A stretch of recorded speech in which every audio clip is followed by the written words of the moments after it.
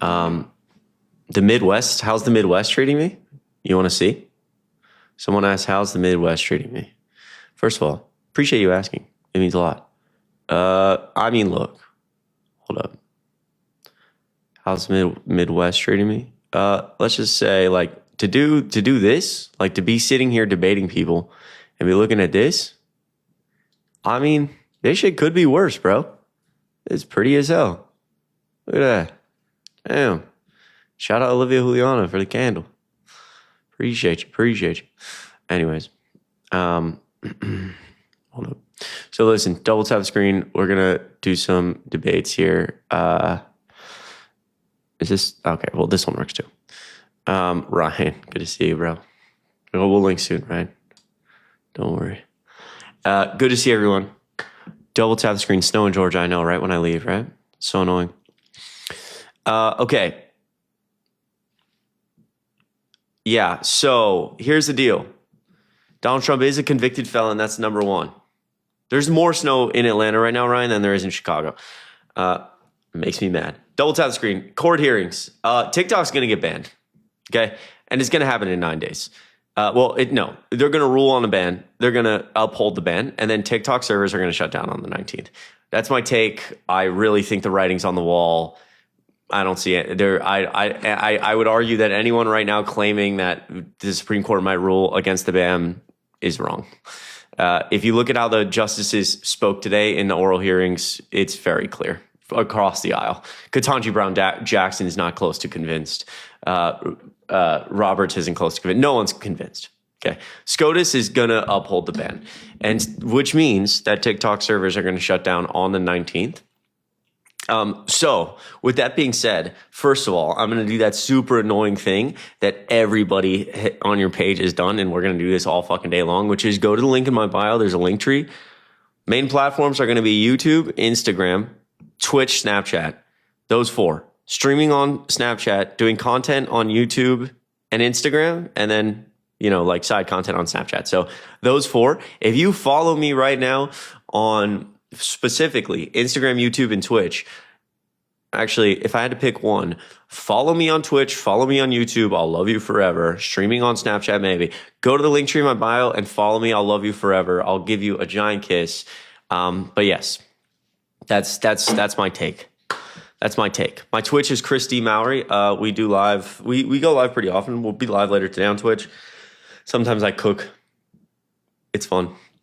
But we're gonna do debates on Twitch. So if you want to see the debates, they're gonna be on Twitch. But again, if you're just joining us, double tap the screen and share the live. It helps get people in here. Already followed and subbed on Twitch. It means a lot. It means a lot. Again, I really, really appreciate everybody's support. We're probably gonna hit 500K today on Instagram, on TikTok. I had one of my biggest videos yesterday, and even on Instagram. That shit is insane. So I love all of you. My user for Twitch is same as my username, Chris D. Mowry, and there's a link in the bio, in the link tree, which I really appreciate anyone following. Again, if you would rather not download a new app, which I completely understand, it's fucking annoying. I also co-stream the Twitch streams to YouTube, and I'm going to be posting also short form and long form content on YouTube. So I'd say Twitch, yes, but YouTube is big as well. Chris D. Mowry is my YouTube, and you can see all the same type of content. And Instagram, Snapchat. I mean, I hate that you have to name 100 different platforms. Instagram handle, same as my user. Everything is same as my TikTok user, Chris D. Mowry. And there's links in my bio if you want to click them. The link tree has everything. So again, Chris D. Mowry, it means a lot. Twitch is free. But so there's pros and cons to Twitch. I'd say a lot of people don't like Twitch and would prefer watching on YouTube. Some people are vice versa. Twitch is very community based. So I think a lot of people on here could contest that they really enjoy it. Sometimes it's FaceTiming with Chris. It's a little bit slower pace, but obviously Twitch would change a little bit because we're going to start doing debates on Twitch as well. But I also co-stream those debates, everything to Twitch to YouTube. And it's obviously, it's a nicer setup too. I mean, we have a camera and everything. So we'll figure it out. Also, Instagram, I'm going to be obviously posting on Reels, which I've been doing. Snapchat, posting a lot right now. Christy Maurer, you should follow me. I love you forever. I'll follow you back. And then lastly, YouTube, Twitch, Snapchat, and Instagram. That's it. So I'm going to debate now. Again, if you're just joining us, TikTok's going to get banned. All right. And I hate to be this guy. I hate to be the guy on your feed that's like going to be like the Debbie Downer. Okay. Spaghetti, I love you. But TikTok's getting banned. Like, I don't want anyone. I feel like if, as somebody who is hyper involved, I do politics all fucking day. I obsess about it all the fucking time. I open my eyes, and the first thing I do is like consume an unbelievable amount of news, understand what's going on. Then I don't know, maybe I debate because I'm just like waking up. So I'm like, okay, I'll debate a little bit. And I'm going to get off and I'm going to go read more news and I'm going to make videos and then I'm going to get off news and then maybe I'll go to the gym like 2 a.m. and then I'll repeat the whole process. So as somebody who is hyper involved in politics, TikTok's getting banned. TikTok is getting banned. Like the Supreme Court justices were very clear in their in their questions, in their line of questioning. It was very clear that they did not buy TikTok's argument. And it's across the lines. Ketanji Brown Jackson signaled that she didn't think there was a First Amendment argument, probably because there's not. It's unfortunate, but Ketanji Brown Jackson didn't seem to buy it. Roberts didn't seem to buy it. Alito didn't seem to buy it. Most of them signaled that, like, how is it? It really seems. So one of the justices asked about how it would affect. One of the justices was full of fucking shit. I don't know who it was. It kind of pissed me off. One of the justices was like talking about how individuals themselves would be affected if TikTok was banned, like people who make money on the app, like businesses, creators, things like that. And he was like, he basically like made some analogy about how it was akin to like just old clothes, or it was very weird. It was clear that like one of the justices was not really understanding like the economic negatives to banning TikTok. But again, whatever. I don't know. If you're just joining us across party lines, TikTok, I would bet a lot of money, right? If I was a gambling man, I would not bet money under any circumstance that TikTok was like not getting banned. I'm about 98% sure TikTok is going to get banned, and it's not going to be like, I know some people have talked about a stay, like we'll hold off until like July. No. Best case scenario, tonight or Monday or Tuesday, the justices will issue a stay. I highly doubt that. Again, I'm not trying to fucking be that random guy on your For You page who's like the bearer of bad news, who just like wants to be. I want to be like the guy who always like just always wants to like argue and fucking be the Debbie Downer. I'm really not trying to be that person. Like, I would prefer this not to be the case. I'm just trying to be honest with everybody as you try to understand what's going on. As somebody who's very involved in politics, TikTok's going to get banned. Like, I don't know that there's much a way around it. I don't know if there's no logical. If you look at how the justices spoke today, it's not close, dude. It's just not close. And I just want everyone to know that, because the TikTok servers, they announced that if they do uphold the ban, the TikTok servers will shut down on the 19th, which is in 10 days. Holy shit, it's my best friend's birthday. Chad, hold on a second. Fuck me.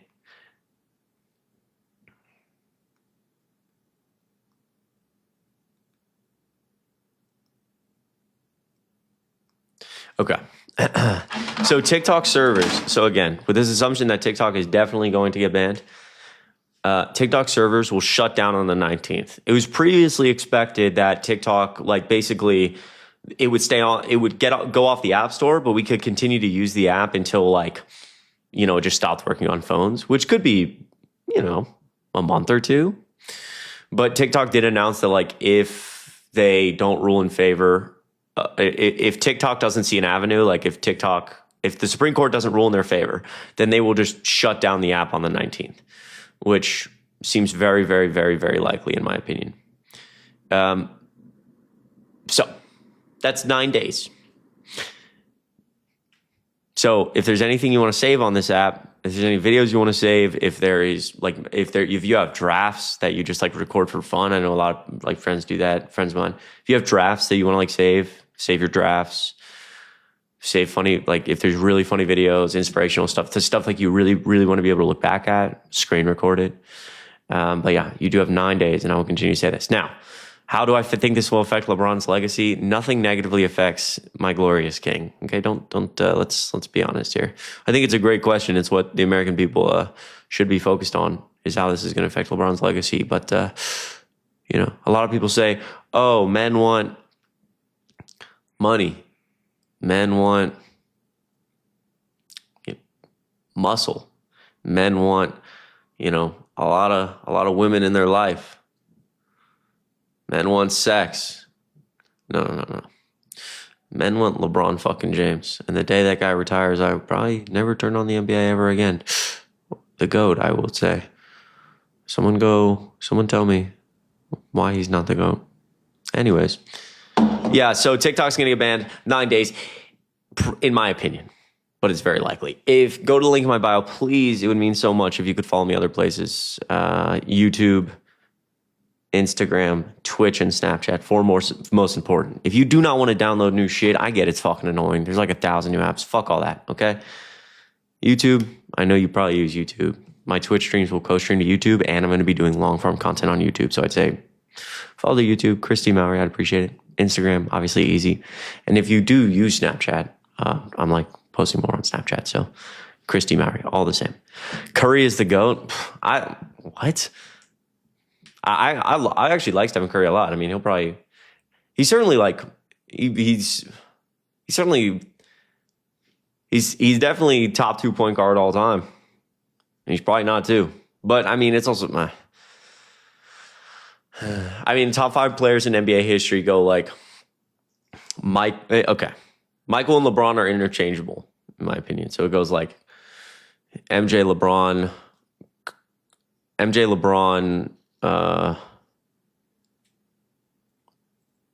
Michael, LeBron,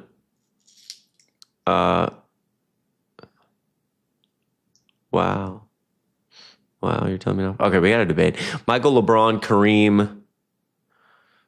I feel like I'm blanking right now. I feel like I used to have this debate all the time with my boys. But now I feel like I don't have enough caffeine in me. No, it's LeBron first. It'd probably go Michael, LeBron, Kareem, 3. People in the comments are saying Kobe. I like Kobe Bryant, but he's probably not a top 5 NBA player. I mean, I used to put him at my 5. I think ESPN ranked him like 9. Bird's not 5. He's 10 though. MJ, LeBron, Kareem, Wilt, Hakeem. That's not bad. Wilt, I mean, yeah, but see, this is why I feel like this debate gets so annoying, because it's like, yeah, I get it, Wilt, but like Wilt was playing against like 45-year-old alcoholics as like the best athletes of all time. And nothing against like Wilt's greatness, but it's like it's very hard to like compare, you know, generations like that, you know? Larry Bird is nice. James Harden. So who's my top 5 in the NFL? Wow. Like top 5 all time? I don't think I think I'm too much of a casual NFL fan to know top 5 all time. I'll be honest about that. You have to learn about Derrick Rose. Come on, Ryan. I know about Derrick Rose. You know who slept on? Okay, you know who slept on? You know who I wish was never injured? And there's only a small group of people who will understand this in the chat as someone who's a big NBA fan. Gordon Hayward. I saw an edit of that dude on my For You page, and I was like, man, that shit was sad. He like snapped his leg. That shit was really sad.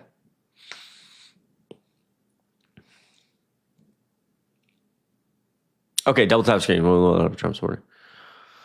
MJ is the GOAT for the NBA. Not even close. It is close, but it's LeBron. It's obviously LeBron. And the argument, in my opinion, is that, you know, you're going to say like 6 rings, and I'm going to say like MJ didn't become a winner until, and not to take away from MJ's greatness, but he didn't become a winner until he had, you know, the best 2-man in the league and the greatest coach of all time. If you go look at like the 2007 Cavs roster, is that the year they played the Spurs, or was it 09? Whatever. The first year LeBron made the finals, 07 against the Spurs. Go fucking look at that NBA roster and tell me one player you know. LeBron could lead like a 12U team to the NBA finals, dude. Fucking it's actually unbelievable. And I mean, obviously, like LeBron didn't have nearly as much help throughout his career. I mean, fucking Eric Spoelstra and like a D Wade with like a burnt knee. And again, the Heat were great, but like D Wade with a burnt knee and Eric Spoelstra are obviously not anywhere near comparable to like Pippen and fucking the greatest coach of all time.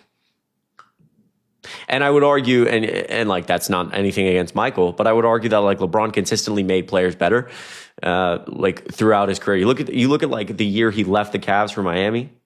That was a 60-win team. He leaves the Cavs. The next year they won 13 games. You go to MJ, he retires.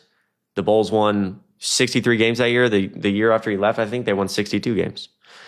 Which obviously they weren't the same Bulls team, but like the impact LeBron has is immeasurable. I would also argue and people aren't going to like this, from a moral standpoint, I don't think MJ's not a good dude.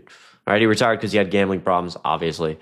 And then he was washed, and then, Wizards washed. I mean, he came back and then won, and then Wizards. While like LeBron has had the longest, the most LeBron just turned 40, and he's been in his prime since he's 18. That is the most inconceivable. It's actually unbelievable that more people don't understand how impressive that is. Like at this point in Michael Jordan's career, he could barely walk, and LeBron is like still leading the Lakers trying to win a championship. LeBron's I don't even know what LeBron's stats are this year, but like I mean, even when he was 39, dude was putting up like close to MVP numbers. Let's see, like LeBron's probably, so it's like, longevity and the fact that he's like a good dude, never cheated on his wife, like build schools in Akron. LeBron's like a really good dude this year. 23-8-8 pretty much, 23-8-9. Come on, bro. 24-8-9 this year at 40 years old. Bro, MJ at 40, whatever, bro. But you look at other stats, like, and just like as an all-around player, like where does like, I mean, Michael Jordan's probably a better scorer than LeBron James, obviously. Michael's the greatest scorer of all time. If somebody asked, come down, if the aliens had the beam on Earth, and they said, give us the most accomplished basketball player of all time, we'd give them Michael Jordan. If the aliens came down and pointed the beam at Earth and said, give me the greatest basketball player to ever touch a court in human history, the best basketball player to ever touch a court in human history, give him LeBron James. Come on now. LeBron! All right, sorry. All right, if you're a Trump supporter, let me know. I'll bring you. Again, if you're just joining us, I do believe TikTok's going to get banned. It seems very, very clear in my opinion. Please, if you will, follow me on other places. Link in my bio. YouTube, Twitch, Instagram, Snapchat. I love you forever. Download a Twitch, just watch it. You're the best. This is the first time I disagree with you. Hello? Hey, what's up, man? What's up, man? Did you vote for Trump? No, but I have a talent. Okay. Actually, you just move on. Sorry. Wait, what was your talent? What did he do? Wait, what? Did I miss something? Please tell me I was not supposed to. Download a Twitch today. You're amazing. What the fuck? Okay. I don't know. All right, bro. He made himself disappear. Nice. All right, if you're a Trump supporter, let me know. Hello. It's a good talent of his disappearing. Yeah, I agree. How are you? Good, bud. How are you today? Good. Did you vote for Trump? Absolutely, 3 times. Oh, wow. Why'd you do that? Well, because it's the right choice for myself and for business and for America. Okay. Expand on that. In what way? Well, just in any way. Like if you had to tell someone what some of the reasons you voted for Trump. I mean, you said yourself and economic growth. Okay, so what has Trump done or is going to do for economic growth? Well, trying to return jobs to America, trying to remove the ability for other countries to make stuff for cheaper with tariffs, which I know you guys understand the word tariff, but you like to use it as such an evil term.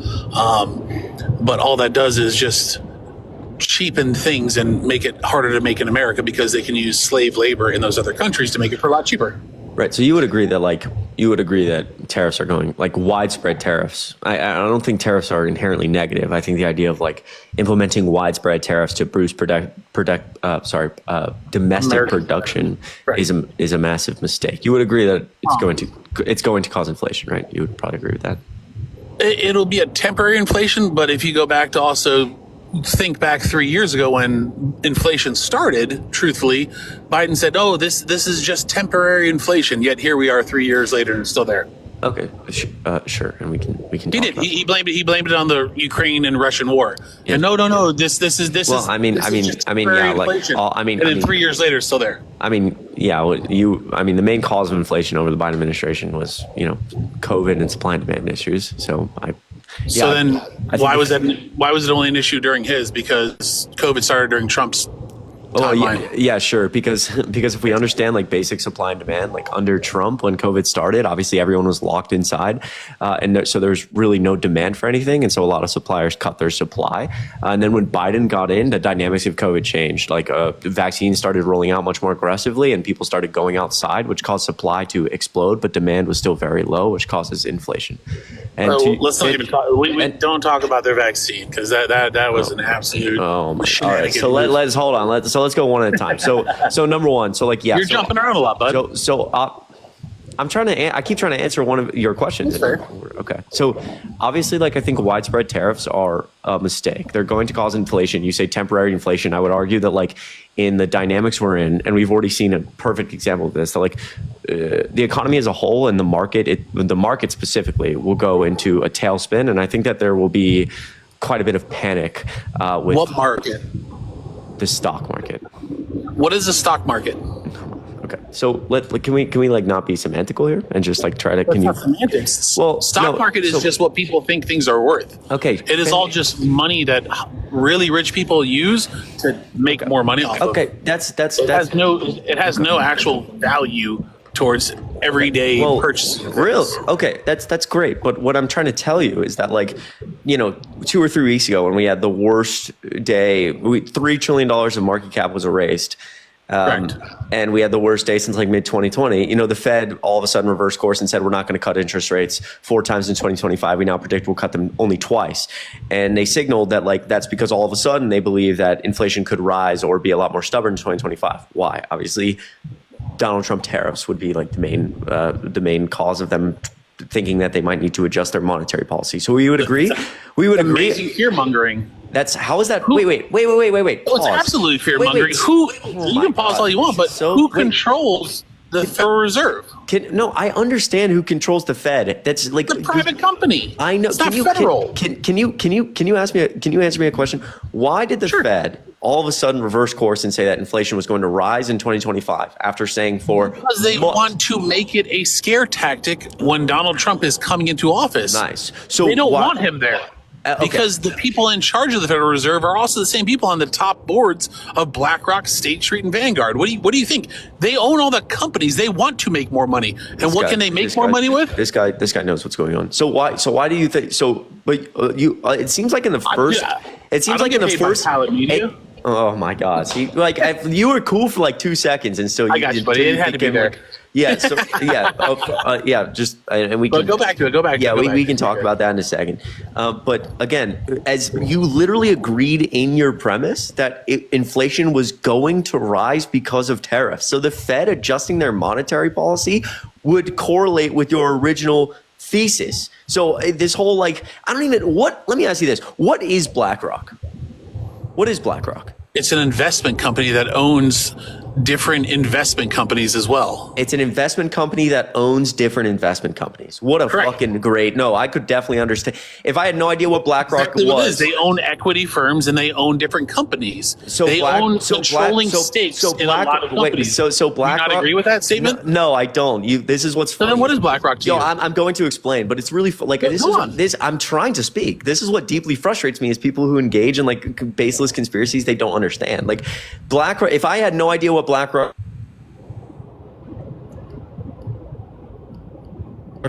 If I had no idea what BlackRock was, and you had to explain it to me, and you said it's an investment company that owns other investment companies, I would have no idea what their business model was. What does BlackRock do? Why is BlackRock so scary? Why are they scary? Because they own controlling stakes in the majority of the world. Really? So it's Are you blind to that? No, Is that surprising to you? They own single-family homes. So they own. Can I speak? Whole companies. Can I speak? Can I speak? Buddy. So first of all, BlackRock does. There is a problem with people like BlackRock buying up homes. I do want to say, people are going to be infuriated by this, but it's just the truth. Like your understanding of this, what you are doing is fear mongering and engaging in misinformation because you don't understand what a company like BlackRock is. In no way, BlackRock owns nearly $30 trillion in investment. So that right there, equity. Right. So you understand? No, they don't. BlackRock as a company, believe it or not, is a wealth management firm. So they take other people's money and they invest it for them. So that $30 trillion that you just referenced, the vast majority isn't their money. They're taking other people's money and investing it. But it is in their controlling state. Can I speak? If you understood like the beginnings of BlackRock, you'd understand they became popular after 2008 because they were much better at managing the financial crisis. So a lot of people rushed to them and said, "Can you manage my money?" So this idea that BlackRock is this giant, scary conglomerate that just owns so much money they're going to take over the world, and you don't even understand what they do because your definition was they're an investment company that owns more investment companies. That makes no sense. I try to make it in a color book, you need to color by the lines kind of example, because I get it. You're a little woke liberal. I try to make it simple for you to understand. Okay. All right. So just going all the way back, you agreed that dumbed it down for you, buddy. You agreed that Donald Trump was going to cause inflation, and then somehow when I said that the Fed adjusted their monetary policy for that, you said they did it because they want to make more money, which you have no evidence for. So again, we already saw that. How does the Federal Reserve? How do they print money, and what is the money based off of? Okay, yeah. Oh my God. See, like this is you're one of those they don't know what money. You don't know what their money is based off of what? Bonds that they sell. What are the bonds sold with and purchased with? The money they print. So they get to set the price for the bonds that they're selling and also make the money that buys it. Please laugh at it. You were wrong with Kamala Harris. You're wrong in this too. Kamala's. Whatever you call her, she's You know what she's called? Useless in 9 days. All right. So her name's Kamala Harris or Vice President? It's called Gone in 9 days. I'm just fired. I'm just saying if you can't get that right, I'm not going to get it right ever because I don't care. She's non-existent in my eyes. Okay.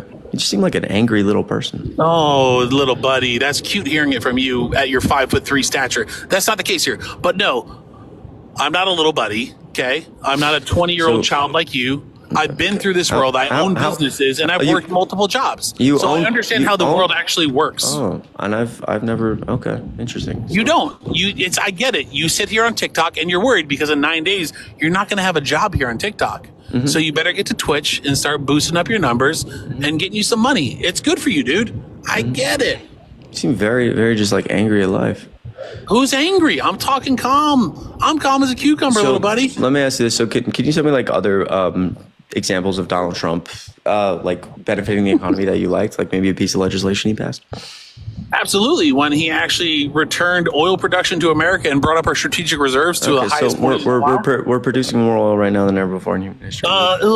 Every year that happens, so that doesn't matter. No, actually. No, it actually does. If you go year over year, more oil is produced because there's more oil being used. You have no clue what you're talking about. Continue. In 2022, actually in 2023, we broke the 2019 record, and in 2024, we broke the previous record. So why do you think 2019 dropped down? Yeah, I understand. You understand futures. I understand. You understand life. It's cute. I understand. Do you want to like engage in an actual conversation? Or? I am. Okay. Why are you getting angry? So we're producing 1.1 million more barrels a day of oil than correct. And if you look at the actual curve, that would have happened no matter who's in control. So that and that's fine. So that doesn't matter. So that's great. But again, if that doesn't matter, then you shouldn't bring it up as a reason. So then why are you talking about oil production even though they want to reduce oil production and go with a green deal? Can I speak?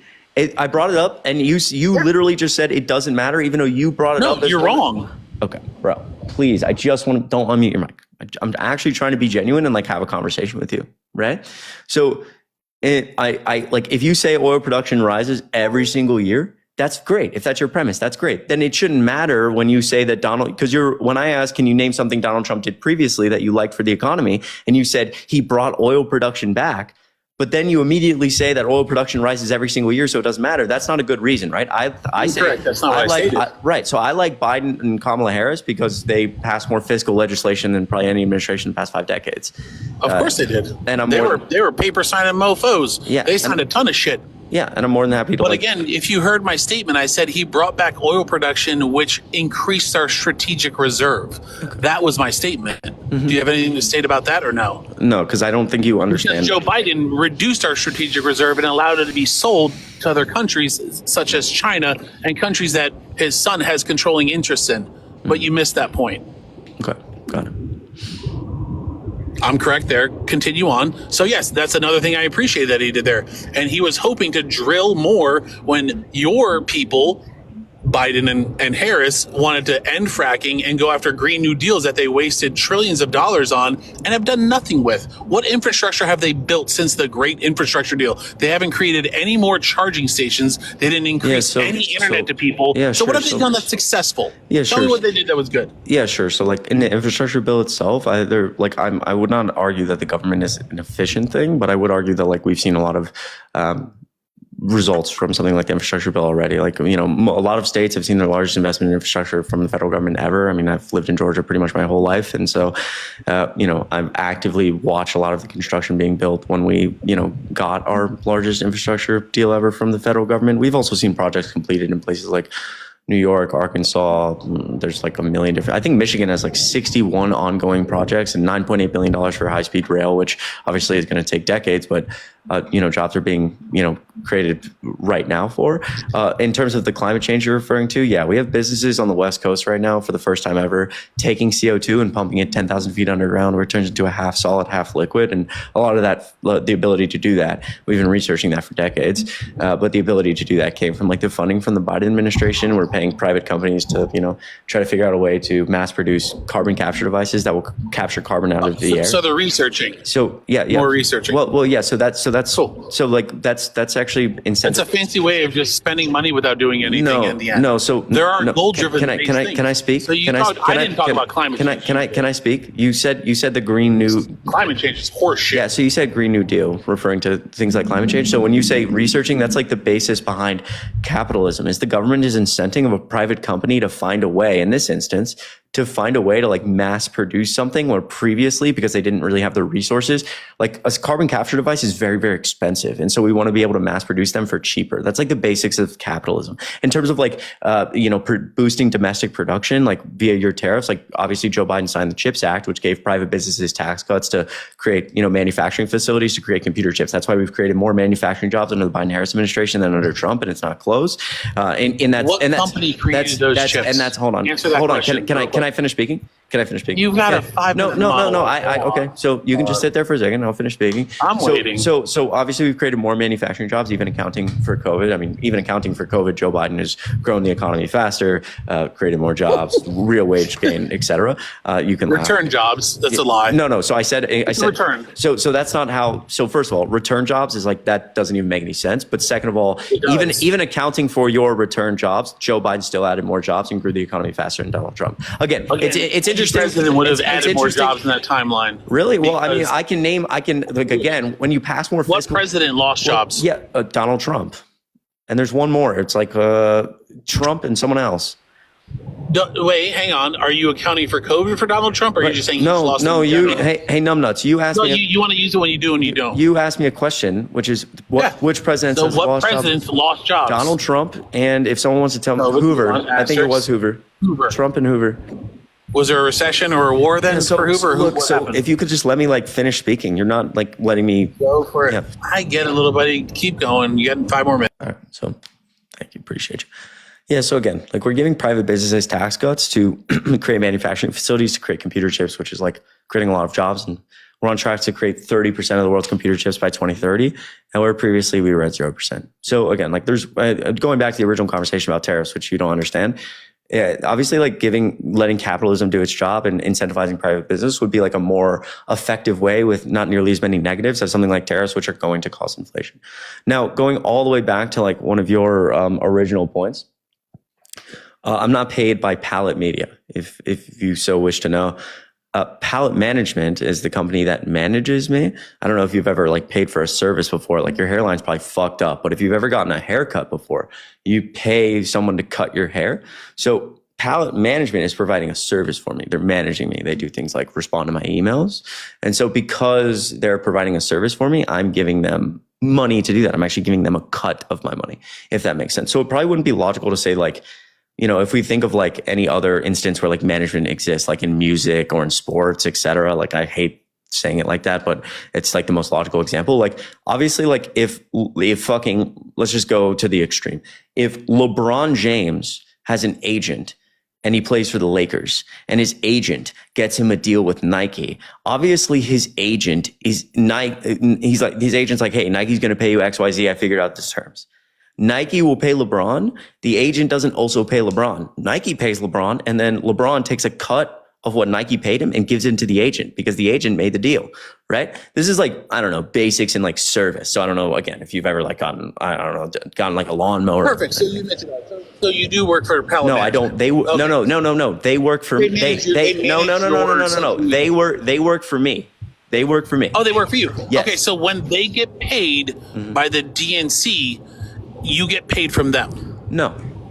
Yes, you do. When so did you just admitted that you got paid from them. So then what did you do for the DNC? Well, was it paid advertising for Ms. Harris? What was the point? That's a perfect question. So that is a good question. Yeah, so that FEC filing you're referring to about Palette Management, what year and date was that?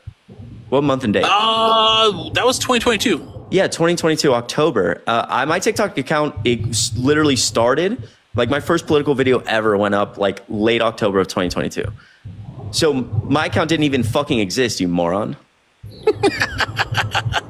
Your account didn't exist. You weren't in any way a social figure for the liberal tards. No. I had an Instagram. That's good. You rose to fame quick then, little buddy. I had a private Instagram of 700 people that I ran about how much I hated Donald Trump too. And now, over the past 2 years, have they accepted any other money from the DNC? No, go to the FEC filing. No. Like, again, you didn't accept any money. No, I did not. Go to the actual DNC convention. No, I didn't. I paid for all my plane flights. And create content. No, I paid for all my plane flights. I paid to stay there. No. All right, buddy. I want to hold you to that. If that ever comes out. Yeah. So no. Do me a favor. Shut the fuck up for a second, all right? Don't speak, or I'm going to kick you, please. Seriously. I need you to hear this because soft kid on the fucking internet. Don't. This dude's like 40 years old and he's getting super mad. And I will fucking wreck the world. You're a little bitch on the line. This guy is threatening to fight people in real life on TikTok as a 40-year-old man. It's pretty embarrassing.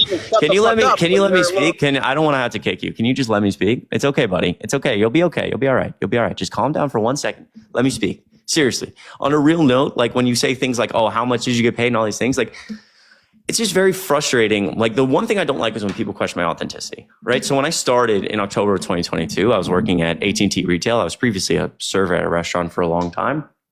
And then, started and like kind of got into this world accidentally, which is because of amazing people in here, which I love you all. You guys truly changed my life. I love you so much. But by mid 2023, and while these conspiracies were raging, mid 2023, and like Harry a lot of people could agree with this story. Like, I mean, it was mid 2023 that I was flying to events that you're referring to. I was going to places like Biden HQ. When I went to Biden HQ and this whole thing on Twitter, oh, look, he's paid to, I flew one way to Delaware and got an Airbnb. And I flew one way because I couldn't afford a plane ticket back at the time. So I was like, I'm going to fly there and I'll figure the rest out later. And so I sat there after that day, after uploading the videos. It was like 3 a.m. in my Airbnb. And I had 2 credit cards in my hand, both near maxed out, trying to split a single plane ticket on 2 credit cards almost maxed out. Right? And that's okay. I'm super blessed, right? Because A, I'm a straight white male in America, so I have a lot of opportunities. B, I grew up in a good situation. My parents are willing to help me. So I'm fine. Like I'm okay. This isn't a sob story. The point being is like in all these instances, I was continually racking up high interest debt and just trying to like keep moving. And I was like, I have late marks on my credit report, or I'd be late on rent, like those things, right? And now I'm in a much better situation. I'm very, very blessed to be able to say that because of a lot of everybody here, which again, I love you. But don't fucking come up here and question like, oh, who are you affiliated with? I was fucking 17 years old going to my friends' houses. Fucking your parents make more money. Don't act like you're poor. Can I finish speaking? Appreciate you. So again, You're on a high horse here. Nobody cares about your lie. You were never poor. I didn't say I was poor. So you're sitting here saying, oh, I have all these high interest credit cards. No, you didn't. Mommy and daddy paid for your crap so you can go out there and suck the teat of the DNC. Get over yourself. Can I ask you a question? How old are you? 39, little guy. You're 39 years old. Yeah.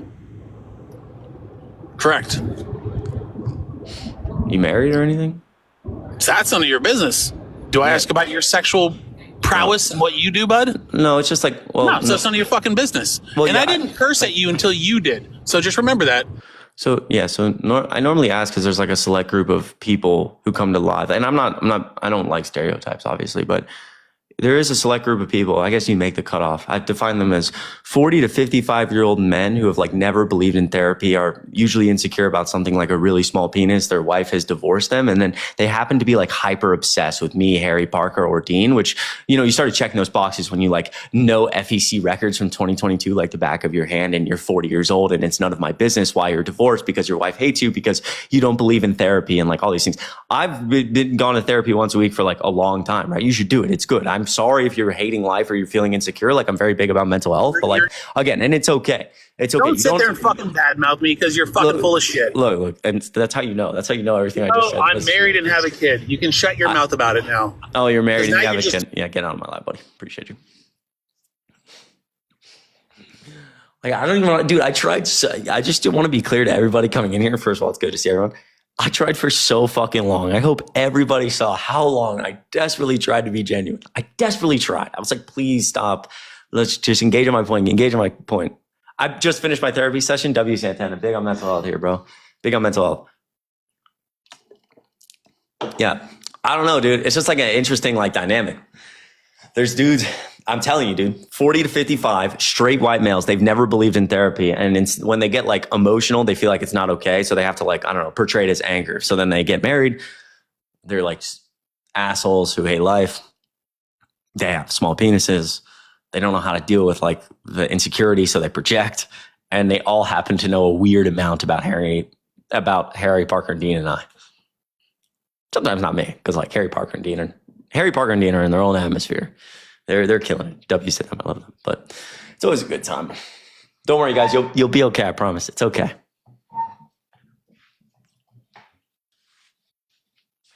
All right, double tap the screen. Listen.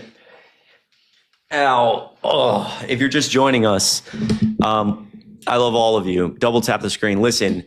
It is, as someone who's pretty hyper involved, Ali, I appreciate you. As someone who's pretty hyper involved in politics, it is my opinion, not to be the bearer of bad news, but TikTok is going to get banned.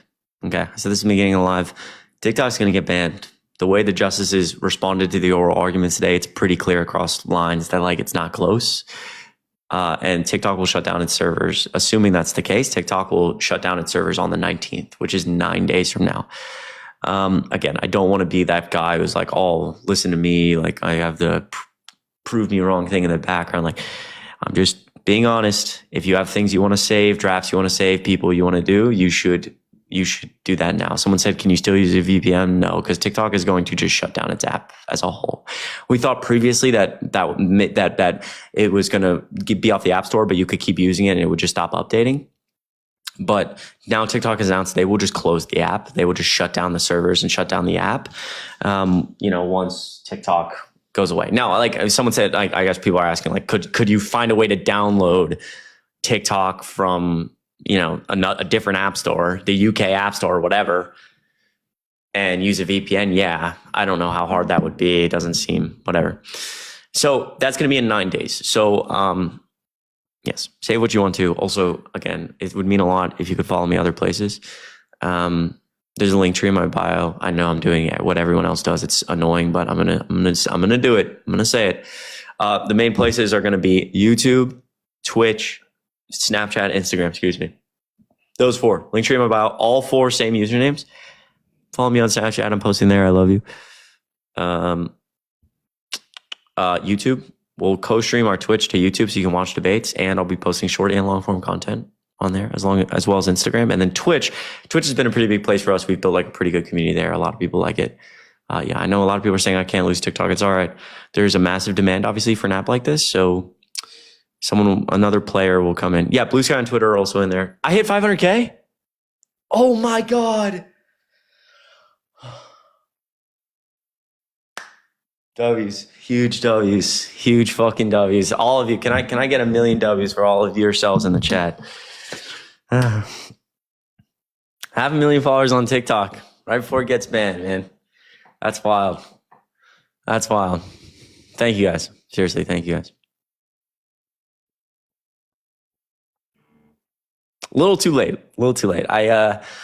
I learned about, I tried to solve some of my mental health issues around productivity a little too late. I could have learned being productive, like in the last week I've been productive. No, the last 2 weeks. No, yeah, the last like week and a half, I've like decided to like really like sit down and focus on this. I moved to Chicago and all these things.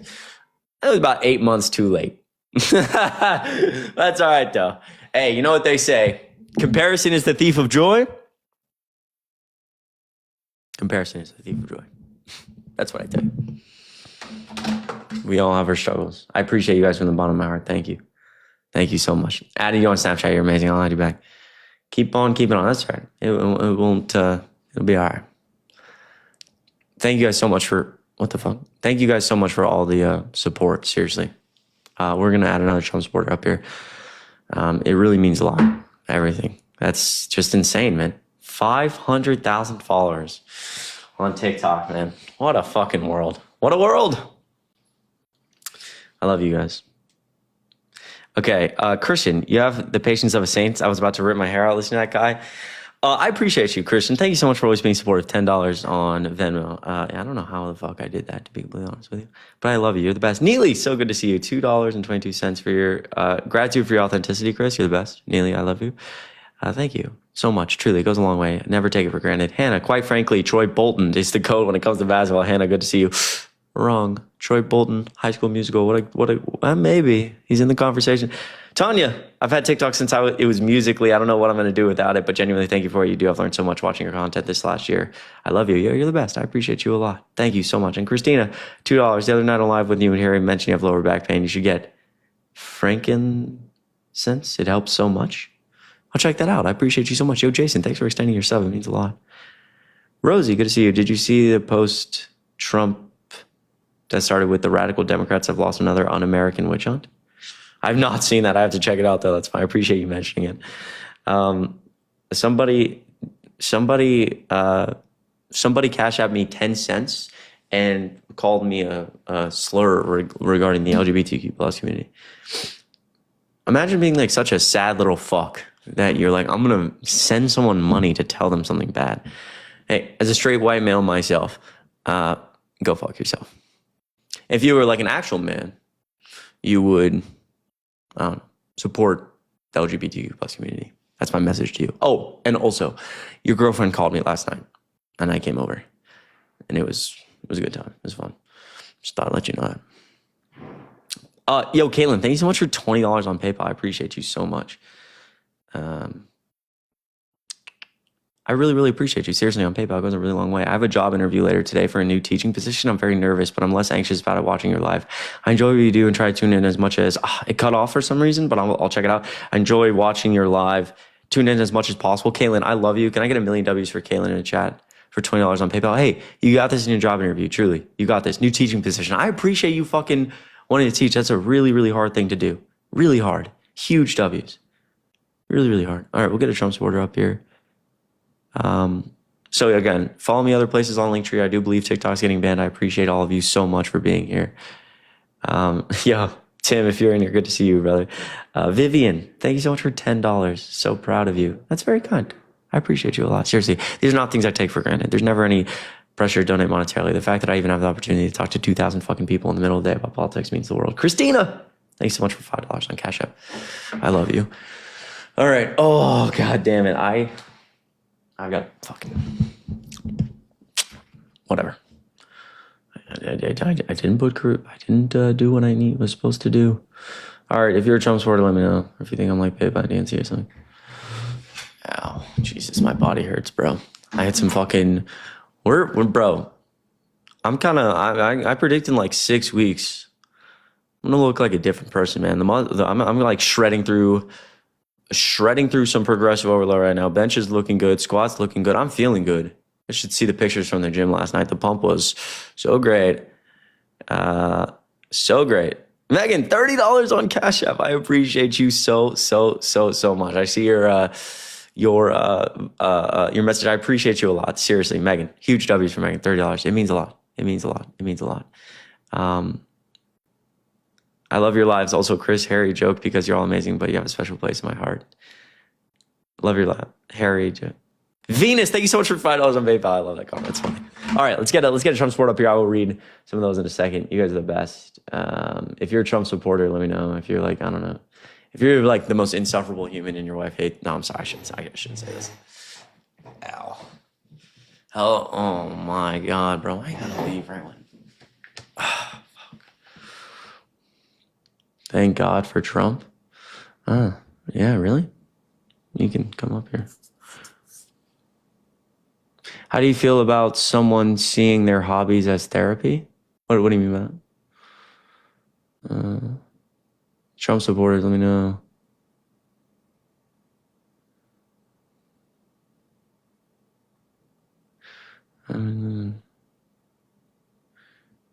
Imagine defending BlackRock. I didn't defend BlackRock. I think there needs to be a lot more regulation around companies like BlackRock. I just don't appreciate when people engage in fucking conspiracy theories that are stupid.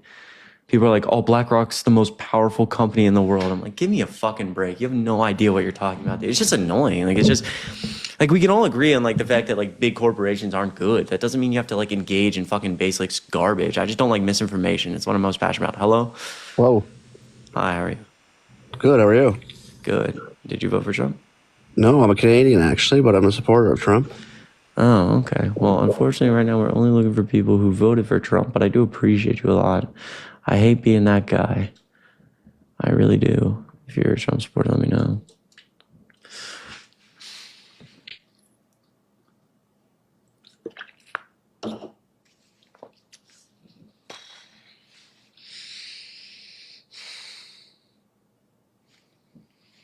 Okay.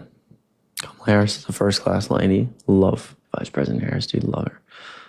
Love her. Maggie Kenny says, guys, I got a video of me meeting Joe Biden, and I think I might post it. It's really cool. We're pre-gaming 50. Oh, fuck, I'm on. Yo, what's up, man? How you doing? Wi-Fi music playing. I mean, what the hell are we doing, man? What the hell, man? What the hell are we doing? Guys, if you're a Trump supporter, let me know. It's kind of easier to bring you up from, like, the comments, to be completely honest with you. So, where's the pregame, bro? Yeah, that's facts. Where the pregame at? I guess it is Friday. Shit. Damn, it's snowing hard as fuck. God damn. I should fucking go out tonight, bro. It was definitely a pretend combo. If you're a Trump supporter, let me know. Addie, thanks for the bubblegum. I appreciate you. You have no friends. Okay. ATL close. I know, dude. So mad I'm not in Atlanta right now. Hella snowy. Evil Parker, I can't let you up.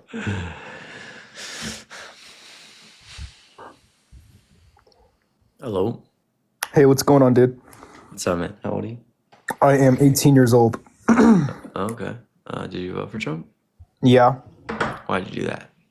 Because of I have family members, that are law enforcement and they're cops, and he's gonna give them qualified immunity, and he also said that he's gonna put no tax on tips. Okay. So hold on. Actually, it's fine. Are you okay, bro? You good? Yeah, I'm good. Okay. Yeah. So number one, I don't think Donald Trump supports our law enforcement. I'm kind of surprised. I guess I would immediately go to an event like January 6th where he watches police officers get beat over the head by his own supporters. And multiple of those police officers have now taken their lives because of the trauma, PTSD that, Donald Trump's group of people with them, armed by, Trump's words came after them for being part of a deep state conspiracy. And they couldn't handle that so they took their own life. Like, do you think that that's like what the commander in chief should, how he should be treating people who swore to protect? Well, no, but he wants to give them immunity. I mean, do you agree that he should give cops immunity? I just feel like I feel like you didn't address the first point. Bro, dude, you look so emotional right now. Are you good, bro? Like, are you okay? I'm trying to be like, are you good?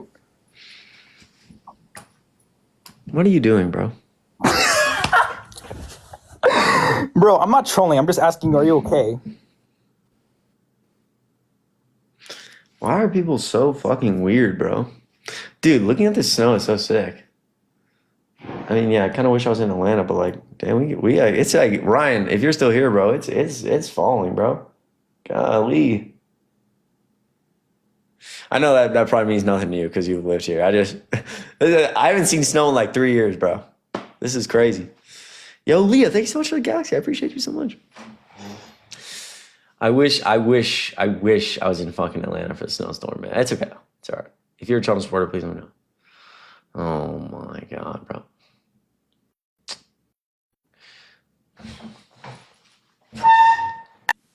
And rather than reading the website that people are going to, Chris, what's up, buddy? What's up, man? Do you think you could mute that TV for me? Yeah, just did. Sorry about that, Thanks. brother. No worries. Did you vote for Trump? No, I actually didn't. But I wanted to ask a question. You don't have to answer it though. Okay. Do you guys do you take Adderall or anything like that to like help you guys focus on this stuff? I do not. Okay. All right. I was gonna say I work for a company that has a safer form of it, but if you don't even take it, then don't worry. I don't, but I appreciate you mentioning it, man. Yeah, no, I just know with your job and all the stress that you probably get put under that, that's something that may get brought up to you. And I see a therapist too. So I don't know if Adderall can cause definitely side effects that can make things worse. So just checking in, brother. That's for sure. Well, listen, I appreciate it, man. And yeah, did you vote for Kamala Harris? I actually didn't vote. Oh, yeah. You know what? That's all right. Yeah. Give me a pass. Listen, W. Scargus, I appreciate you coming up. I feel like I'm being Gargus. No hate. You're very kind. It's just, I mean, are you like a salesman? I guess you have a company that, no, I don't take. I have really bad ADHD, but I hate fucking, I'll destroy like 2 or 3 Celsius in a day. Like I will fucking max out on caffeine. But it's like a form of like self-medicating basically, but like I hate how Adderall makes me feel. I hate how Ritalin makes me feel. I tried non-stims for ADHD. Oh my bro.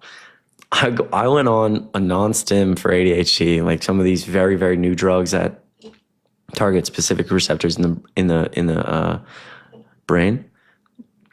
And there's some reason I didn't stay on it. I had a couple of side effects I didn't like. And it was like, okay, so I'll just stop taking it. And I talked to the psychiatrist was like, yeah, there's no issues getting off it. And that's what it says. Like you don't have to, taper off or anything. There's no, the non-stims, like it builds up in your bloodstream, but there's no physical withdrawal. But I read people who said, Deanna, I appreciate you so much. It's good to see you. We got to hop on a panel sometimes. Thanks for the raid. I read online, it was like, yeah, they say there's no side effects, but I got a couple people wrote on Reddit, they were like, I got the worst migraine of my life getting off it. Several people said this, and I didn't think anything of it, because I was like, I don't give a fuck, bro. I've never gotten a migraine before. Brother. I woke up the next day, I called out of everything. I couldn't move. I've never vomited from a headache before. Which I know a lot of people in the chat are probably like, I deal with migraines. Bro, I'm so sorry. I actually thought I might have to go to the ER. It was the most excruciating fucking pain of my entire life. I would not wish that on anyone, bro. I have like a solid stomach too. I don't throw up like ever. Like, bro, different type of fucking shit. So no, I don't take anything for ADHD. I just destroy caffeine, which I'm about to go get another Celsius. If you're a Trump supporter, let me know. Guys, double tap the screen and share the live. It really helps. If you haven't checked out the link tree in my bio, please do, because TikTok is, in my opinion, 95% getting banned. 95% in my opinion. Doesn't seem like there's much of another way here. Just putting it bluntly. So put it bluntly,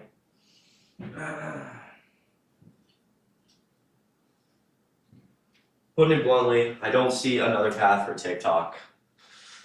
People are going to say, oh, the dogs are out. Yeah, whatever, bro. Golly.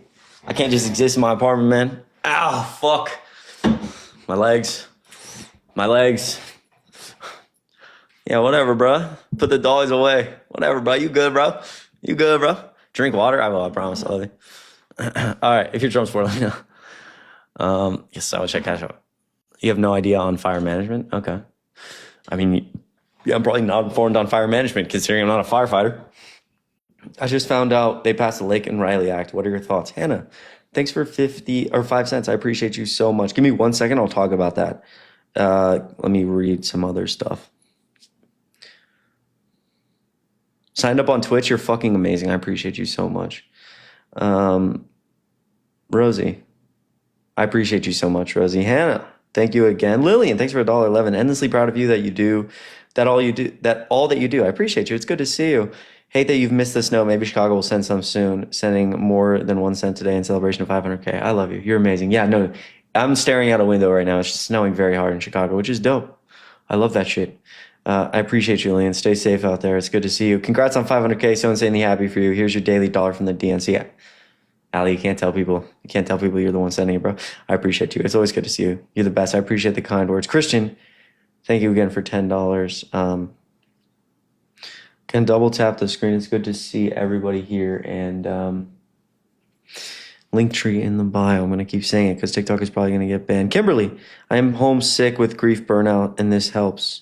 Kimberly, I'm really sorry, and I'm really proud of you. Can I get 1,000,000 W's for Kimberly in the chat? $15 on Cash App. It goes a really long way.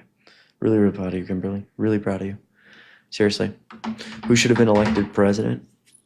Kamala Harris should have been elected president. Again, Linktree in the bio. I was going to say something else. I don't remember now. Oh, it was about the Lake and Riley Act. Yeah, so it did pass with, some no votes from Democrats. I need to understand more about what was in the bill.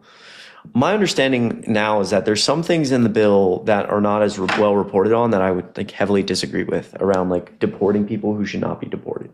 I know the main conversation was about deporting people who had committed, were found guilty of burglary and theft. And that instance of the bill, sure. There's other instances of that bill that I believe are justified a no vote, although I have to do more research. So I'm not sure. Do I think I'm a good person? I don't know.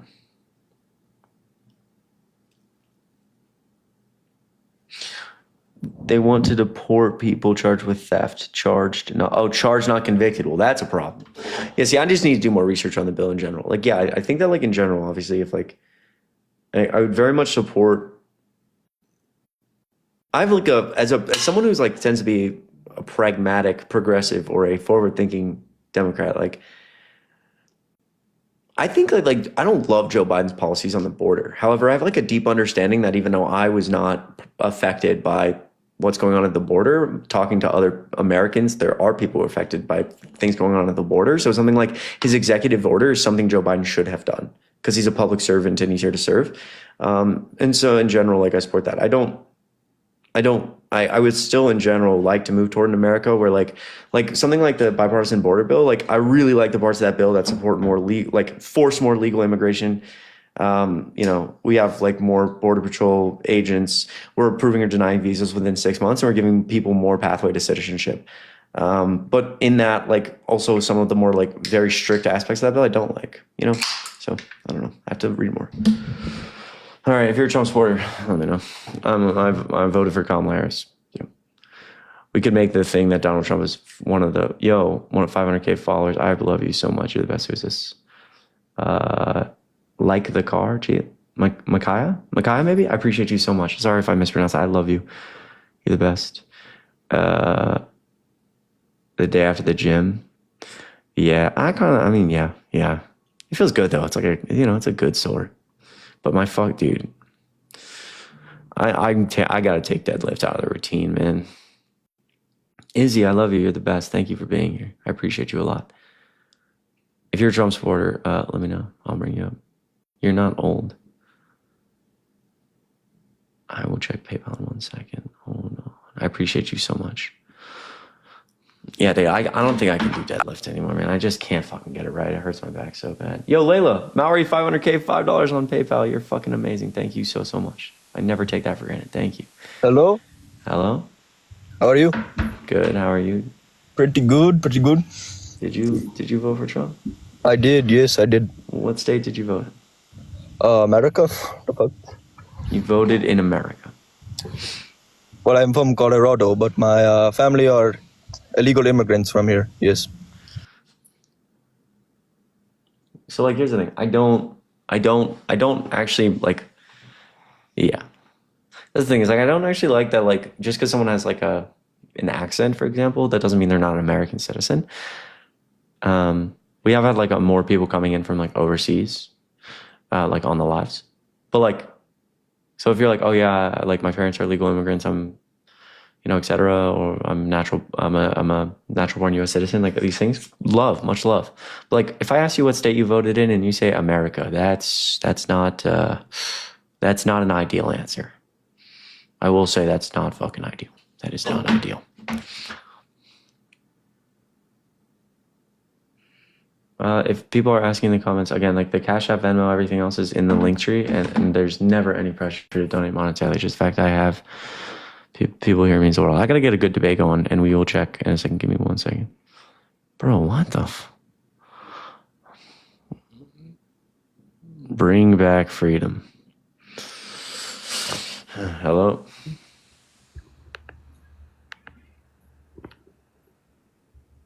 Hello, sir. Hi, how are you? Good, how are you? Good. Did you vote for Trump? Yes, sir. What state you voted? Connecticut, How old are you? 24. Okay, why'd you vote for Trump? I think he's a great person, personally. Why do you think he's a great person? Well, I think he's smart, and I think he's a really good leader. I think he's got great instincts. Sounded a little Australian there. Do I really? I mean, I'm from New Haven. Are you in Connecticut right now? That's correct. What time is it?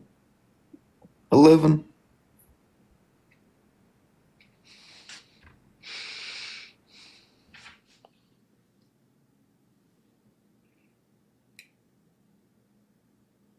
Good try.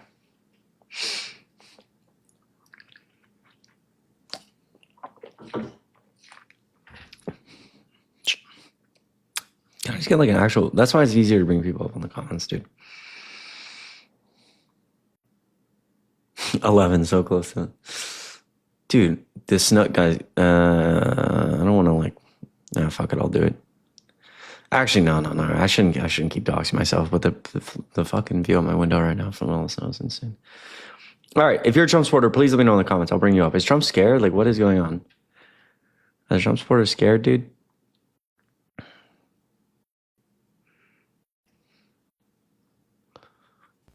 Hello? This is why we need a border bill, so we get these immigrants out of here so they can stop coming into your life. All right, bro. Don't say that shit, please. Thanks. How old are you? My bad. I'm 27. Okay. Why'd you vote for Trump? I like his policies on the economy and everything like that. What policies are those? Well, economy and foreign policy. I like what he's going to do with Ukraine and Israel. Okay, well, first of all, what's he going to do on the economy? The economy, I like the tariffs. I think they're going to focus on America, and they're going to bring jobs back to America. Okay, so do you agree they'll cause inflation? Maybe temporarily, but in the long run, they benefit. Okay, so why not just like give private businesses tax cuts to produce goods in America as opposed to like alienating us around the world and like making our allies angry with tariffs? Would tax cuts be enough to let those businesses prosper against foreign competition? Well, yeah. I mean, right now we make 0% of the world's computer chips, and by 2030 we're on track to make 30%, and we're adding all these manufacturing jobs in the Midwest because Joe Biden passed the CHIPS Act, which gave private businesses massive incentive to create manufacturing facilities to create computer chips to compete against China. So yeah, So you think a small business would be able to produce computer chips? No, but No, I don't. exactly. I think that a small business is going to suffer immensely under Trump tariffs. Not if we bring back manufacturing to America. Bring back manufacturing. We added more manufacturing jobs under Joe Biden than under Donald Trump. I don't know about that. I do know about that. It's double what Donald Trump brought, and even if you account for COVID, he added more. So the answer, like, again, when you talk about like what a small business wants, if inflation goes up 2% next year, that's going to cause a pretty intense economic slide and things like the market and a lot of, obviously fear talks about recession, because we've just finally started to come out of this inflationary time, and now we're going to pump inflation back up to 4 or 5%. People are going to panic. And so small business is going to see less business because people are going to have less money. They're going to lose any type of 401k. Workers are going to start to, their 401ks are really going to suffer. They're going to have, and I assume the job market will slide. So I really think it would be very negative. There's a lot of intense negatives that could go down a bad path as opposed to just capitalism. Right, but if the tariffs and the taxes do succeed, then long-term gains will exceed short-term losses, and that's what we're going for. I mean, I just like still argue that that's wrong. Every piece of economic data would say otherwise. Bloomberg and even with temporary tax cuts to small businesses, those small businesses will never compete with foreign businesses undercutting them. Again, like in terms of you can shout off as many, these CHIPS Acts and all that stuff want, but that's not gonna help Americans compete. No, the statistics are like really important here. So like when Bloomberg does their analysis over 10 years, they analyze that with the massive Trump attacks, with the widespread tariffs plus the mass deportation, our GDP would decrease 9% over 10 years. That's absurd. Our GDP grew 3.5% last year, 3.5% the year before that, also accounting for COVID. Joe Biden has grown America faster than Donald Trump. The GDP grew faster under Joe Biden than under Trump. So again, even accounting for inflation. But like if every single year America's GDP is growing between 1.5% and 3%, and over 10 years we're going to decline 9%, we wouldn't even be a world power anymore.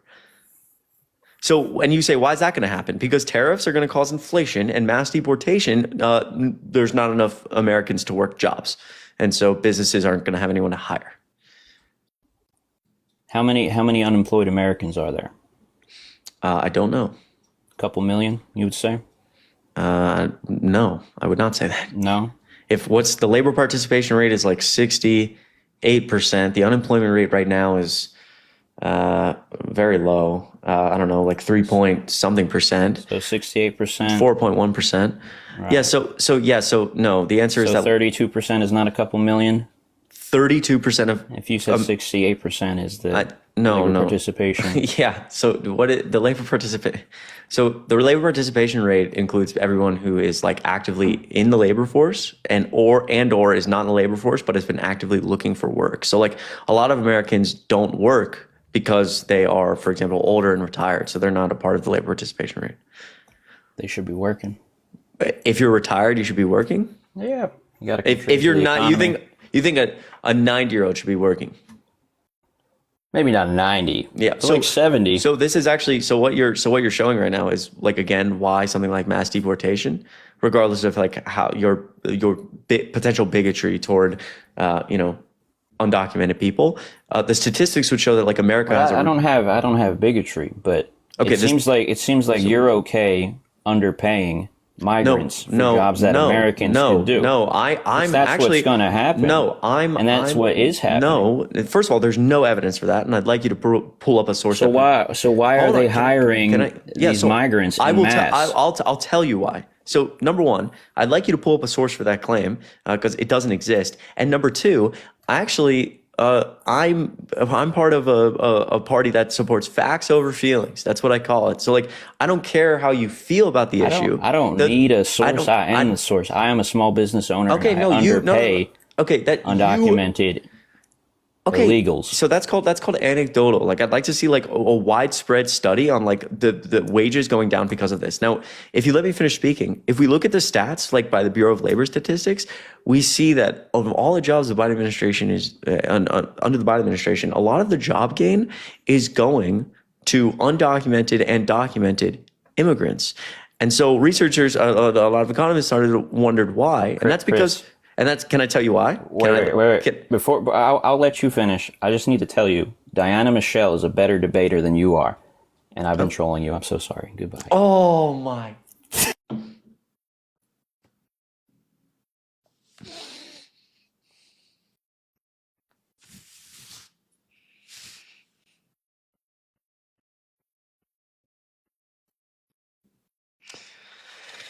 Well, at least I agree with one thing. You said that Diana Michelle is a better debater than I am. W's her. She's the best. That was criminal, though. That was criminal how good that dude was. That was criminal. That was almost criminal. I actually, that kind of makes me mad. Like, normally I'm cool, but that one was like so good, it makes me angry. You never heard of her? Well, you should go look her up and follow her. She's dope.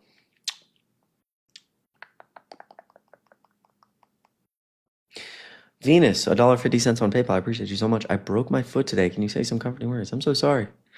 You got this. One day at a time. Rest up. And it feels like forever now, but in just a couple months, you'll be walking just fine. You'll forget. You'll say you know what you'll do? You'll see the silver lining on life of, damn, really grateful to like have 2 feet and two arms, be able to walk places when a lot of people can't walk places. And so maybe it'll give you a newfound, when your foot heals, which it will, because you got this. I know it'll be some pain along the way, but you got this. And then afterwards, I don't know, maybe you'll find like a newfound like thing. You'll be like, I want to start running because damn, I like having legs. You got this. I'm proud of you. Christina, thanks so much for $1. Strategic Reserve was ordered to be released in 2018 by Trump, the Bipartisan Budget Act. That one guest is wrong. It wasn't Biden. Thank you. I appreciate that, Christina. Honestly, I just stopped talking at that point because that guy was super annoying, but I love you. You're fucking incredible because I probably wouldn't have said that. Ivy, thanks so much for $1. Thanks for all you do. Thank you. I appreciate you. W's, I appreciate you guys so much. And again, yeah, that's actually well said. I probably wouldn't have known. I don't know that I am that aware of like the strategic reserve stuff. So W, I appreciate you informing me. Rosie, Sen, I appreciate you. Chris, I'm getting a tattoo soon. I'm low-key excited, but I want to ask you, do you have any ideas of what I should get? I have no idea. I am not the tattoo guy. That's a good question. You should do it though if you want to do it. I appreciate you. Patel, $1. I appreciate you so much. The previous guest fake Indian accent was racist. I agree with that. I agree. Thank you, by the way, for being here. I appreciate you a lot.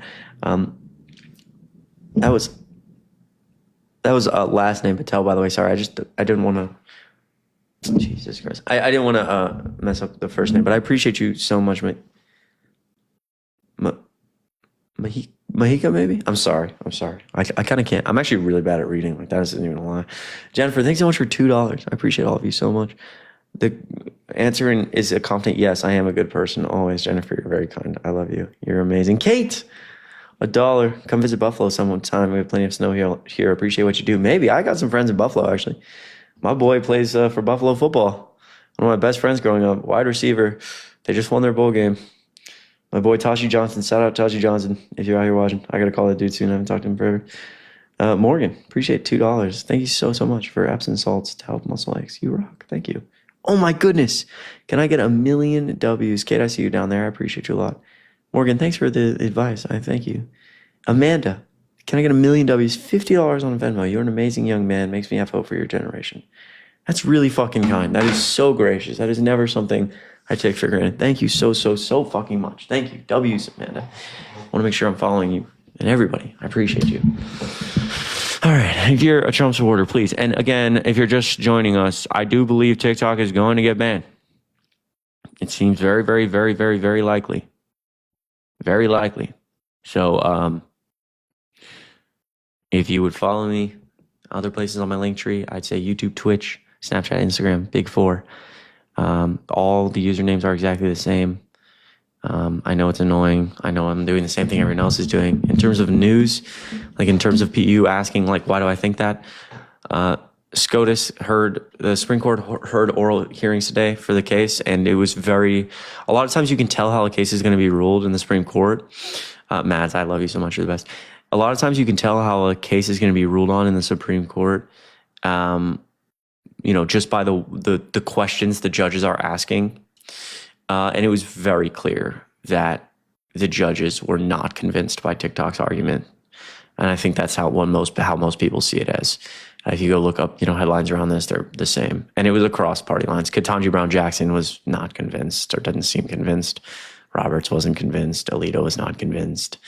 And again, anything can happen, but it is as it's.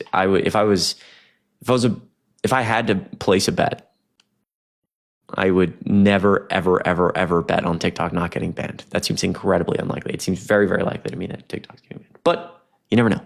You never know. I'm not trying to be the bearer of bad news. I'm just trying to prepare you. And regardless of me as a person, I'll be just fine. All of you, I know you like this app, so do me a favor. If you have 9 days left, because they will shut down the service on the 19th, save the stuff you like. I know a lot of you make fun drafts with your friends. That's important. That might be memories to you. Go save your drafts. Just screen record them. Right? Or if you have TikToks in your favorites that you like watching, motivational stuff or art you like, stuff like that, make sure you save it, because you don't want to wake up on the 19th and be like, damn it, I didn't save stuff. And again, we'll figure it out. Maybe Instagram will be the new place or somewhere else. But save anything you want to save. Don't forget. All right. If you're a Trump supporter, please. I mean, I feel like I can't get a good debate today. Everyone's all angry about something. I mean, this person cannot be real. There's just no fucking way. There's no way.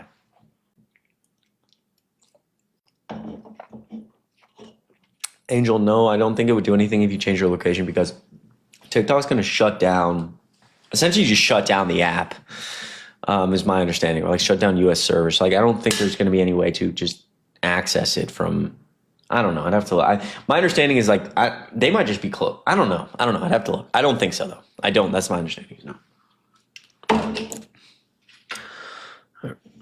This person's gone. Please, dude, if you are a Trump supporter, not a mistake, go Trump. Yeah, I don't vote for convicted felons. Also, he's a convicted felon today. Cooking with Chris Part 3, definitely. I don't vote for convicted felons and people found liable for sexually abusing women, people who brag about sexual abuse, people who lie about our democratic processes like a constitution, or the elections are. Cooking with Mayo Maori, that's right. Chris, really good to see you. If you're a Trump supporter, let me know. Someone said there most likely be a stay. That seems unlikely that there'll be a stay, but I would like to trust you. If you think so, I'm with it. I would like there to be a stay. That'd be dope.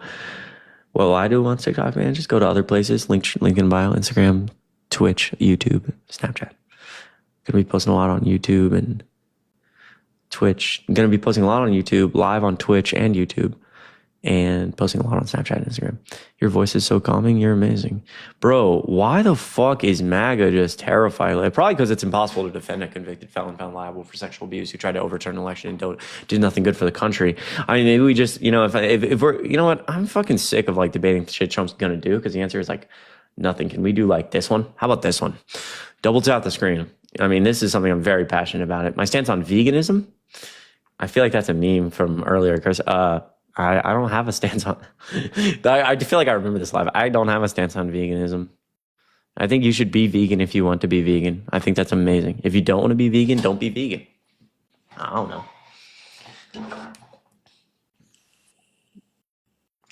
My Snapchat is Christy Maori. Same as my username. There's a link in my bio. Hello? What's up, Chris? What's up, man? How old are you? You say how are you or how old am I? How old are you? 23. Okay. What do you think of my prompt? I disagree. But I just wanted to say real quick. So I know you, Parker, Dean, Harry are all friends. You definitely, out of the four, are the most respectful. And I think when I watched yours, it's a lot easier to talk to you than them. All right. And I think your hair looks like the McDonald's logo.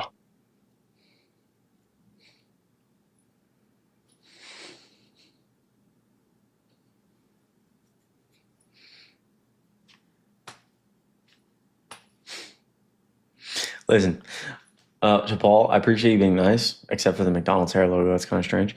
But I do appreciate you being nice. The first comment, I do want to say to everyone in here, Parker, Harry's like my best fucking friend. We talk all the time. We do stupid shit. We play video games. We go out. Parker and Dean I'm not as close with, but good friends of mine. Love Parker and Dean to death. I spent time with them in person. We have a group chat together. We chop it up. And I really appreciate you if you're a Republican and you found a space that you like. That's great. I would just, and again, I know Paul wasn't intending this, but I would just appreciate if you do not bring that up, right? Those are my, like, I might do, we all have different debate styles. I just want, you should find a place that you like. If you like Parker and Dean a lot, Parker, Dean, Harry, in my opinion, fucking blow me out of the water and a lot of stuff. If you like their stuff, go check it out. If you like it here, that's fantastic. Be here, but like, I really deeply respect what they do, and I think they're good at what they do. So appreciate it if you just would not fucking talk about them like that. If you feel that way, that's cool. It's not my problem. Just don't tell me. Thanks. All right. If you are a Trump supporter and you would like to talk about politics, please, brother, please.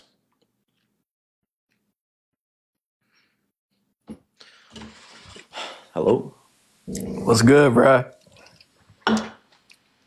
I'm 18. I'm 18, 2006, April 11th. I got a question for you. Okay.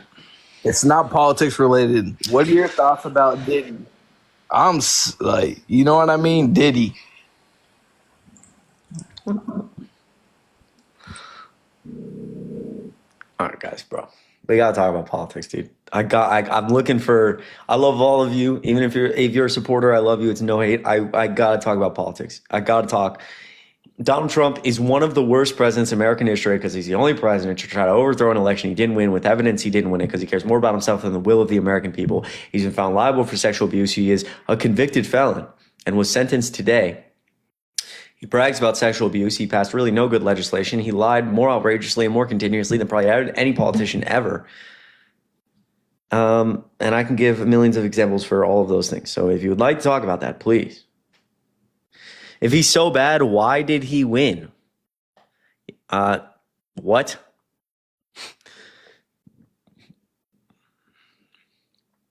Yeah, this person's 100% a troll. This person's 100% a troll. How are you? I'm good. How are you? I'm doing well. So I am curious about, why do you think, what policies of his that he's going to... Come on, bro. I know you. Yo, Savannah, thank you so much for $11.11. Goes a really, really long way. Thank you for keeping my hope in men alive. You're amazing, Savannah. I appreciate you. Huge W's for Savannah in the chat. Rhea, thanks so much for $1. Thanks for, by the way, that last guy is actually super nice. We've just talked before, and it's no hate, but I got to find a new guy. I got to find a new Trump supporter.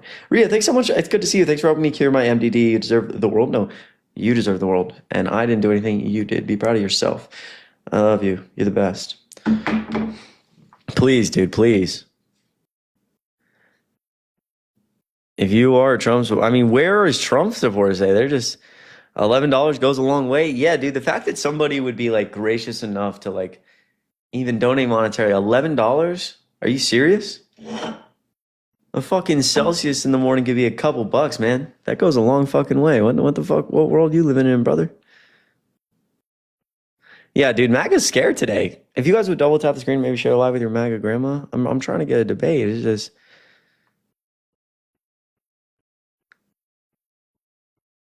please.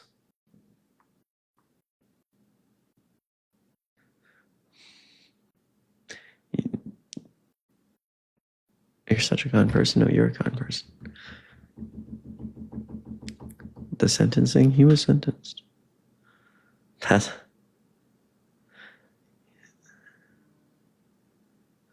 Yo, thank you, Davis. He is the worst? Yeah, you're probably right. MAGA is scared, Scott. That's right.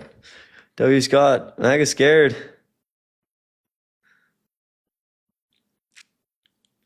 My PayPal, there's a link in my bio. I appreciate you so much. A link in the link tree. Yeah, nurse. Yeah, he did get away with no punishment. That was essentially the goal. Yeah, so like the DOJ, the Department of Justice, has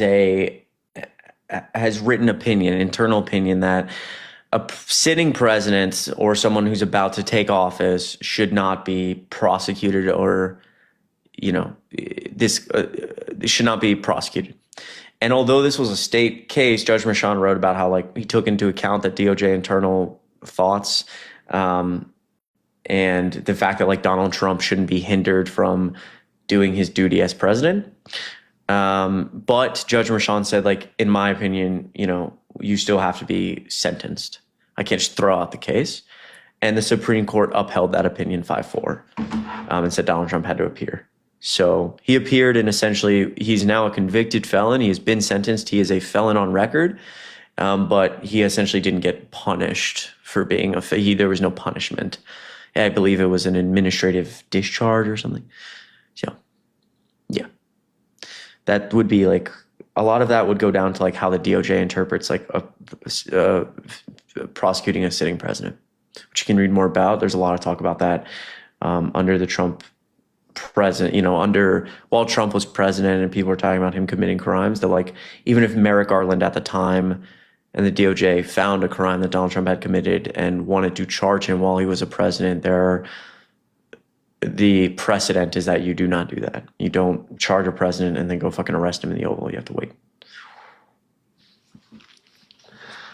So now he can be removed because he completed the crime. Well, why do we say removed?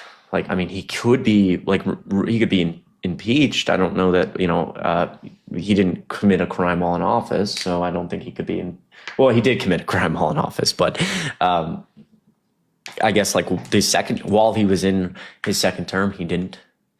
I don't know. I'm still shocked by this. Let me check it out, Sarah. Give me 1 second. If you're a Trump supporter, please, bro, please. He never committed a crime. Kyle, you want to come and talk about that?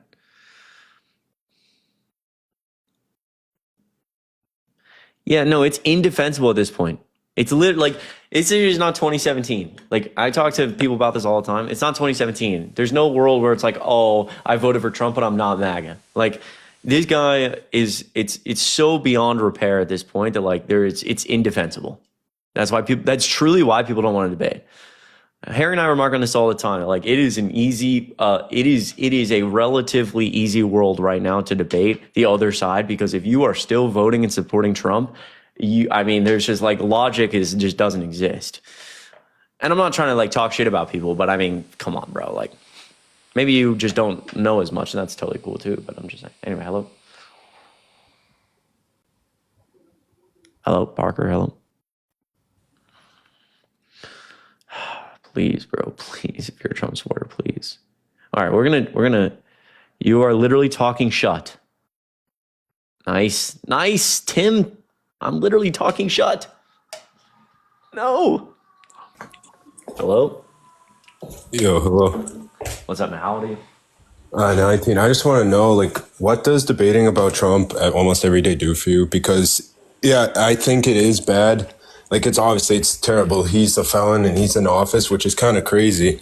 But you continuously talking about Trump does absolutely nothing for anything. And I lost you. Tim. You got to come back to the app. I can't hear you.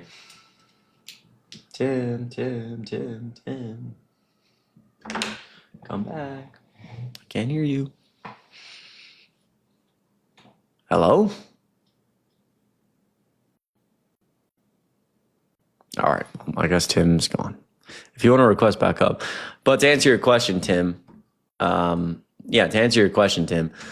one, I just enjoy debating, and I certainly don't debate all day, or it's not my main thing like Tina Parker. I've been doing it more lately because I enjoy it. But number two, I do think it accomplishes a lot, actually. Number one, the lines in Congress are very, very, very thin. And so a lot of the really major stuff Donald Trump wants to get done will need to go through Congress. And to do that, he needs support from everyone. And I think that if there's enough public pressure on certain politicians, then he won't be able to achieve those things. Number two, if he's not able to achieve those things, he's going to try to do them via executive order. And a lot of those things that he will try to do will be unconstitutional. He won't have the power to do them. But Donald Trump believes in expanding executive authority and has like a lot of loyalists around him. Thus, the conversation around like bending democracy and breaking our ability to like destroying checks and balances, right? So if Donald Trump tries to do something via executive order that's unconstitutional and a judge says no, Donald Trump now will probably be under the position to say, I don't really care what the judge says, and he'll tell his people, just do it anyway, execute the law anyway. And in that moment, you'll realize like the judicial branch doesn't have that much of an enforcement mechanism. And all of a sudden, you're going to very quickly see that like, we're in like deep constitutional crisis in a second Trump term, and like the American democracy is like starting to cease to exist. All that to say, I think like public pressure and people being aware of these like threats is going to be the key to like keeping America alive, because I would like to grow up in an America that A, exists, but B, is like functional. And I think other people deserve to do that as well. In fact, I mean, I've had a good life in America up to this point. Like, what the fuck can I complain about, right? But there's a lot of other people who will not be so fortunate. Life has been harder. A lot of like discrimination throughout, America, just the unfortunate circumstances. Life's already hard, and they are trying to work for a better future, and I think they deserve to have that future. And so I think like public pressure around that and people being involved and aware is really important. That I also advocate a lot for like mental health up here, so I think that helps people. But I do like to read DMs that say like, oh, I started a Democrat club because in my college that didn't exist because of you. I got really passionate about politics because of you. I had someone at a rally tell me that like they were there only because of me. They got involved in politics and then joined, and then literally got a job in local politics because they started watching my videos. Which I'm forever grateful for, that I could have that level of impact. But they themselves are creating much more of an impact than me, because they're going out and fucking doing it. And I think that all that to say, that's why like just being up on social media at all, doing debates is important. You can inspire change in communities. Like even Harry and I the other day, 10 minutes, we raised $7,000 for the American Red Cross. You guys remember that? Oh no, 6.3K. Because of you, because of the communities we built. Like, there's a lot of power in these communities for good. And I think that they can be wielded for good to hopefully survive a second Trump administration. All right. Now, please fucking God, if you are a Trump supporter, come up here. If there's none left, that's cool too, I guess. But I mean, if you're like just too scared, I understand. It's really hard to defend a guy like this.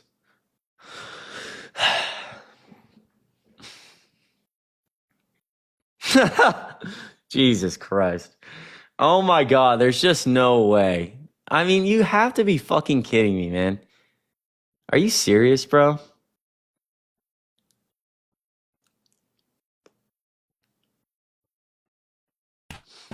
Hello? The fuck is wrong with you, man? Come on, man.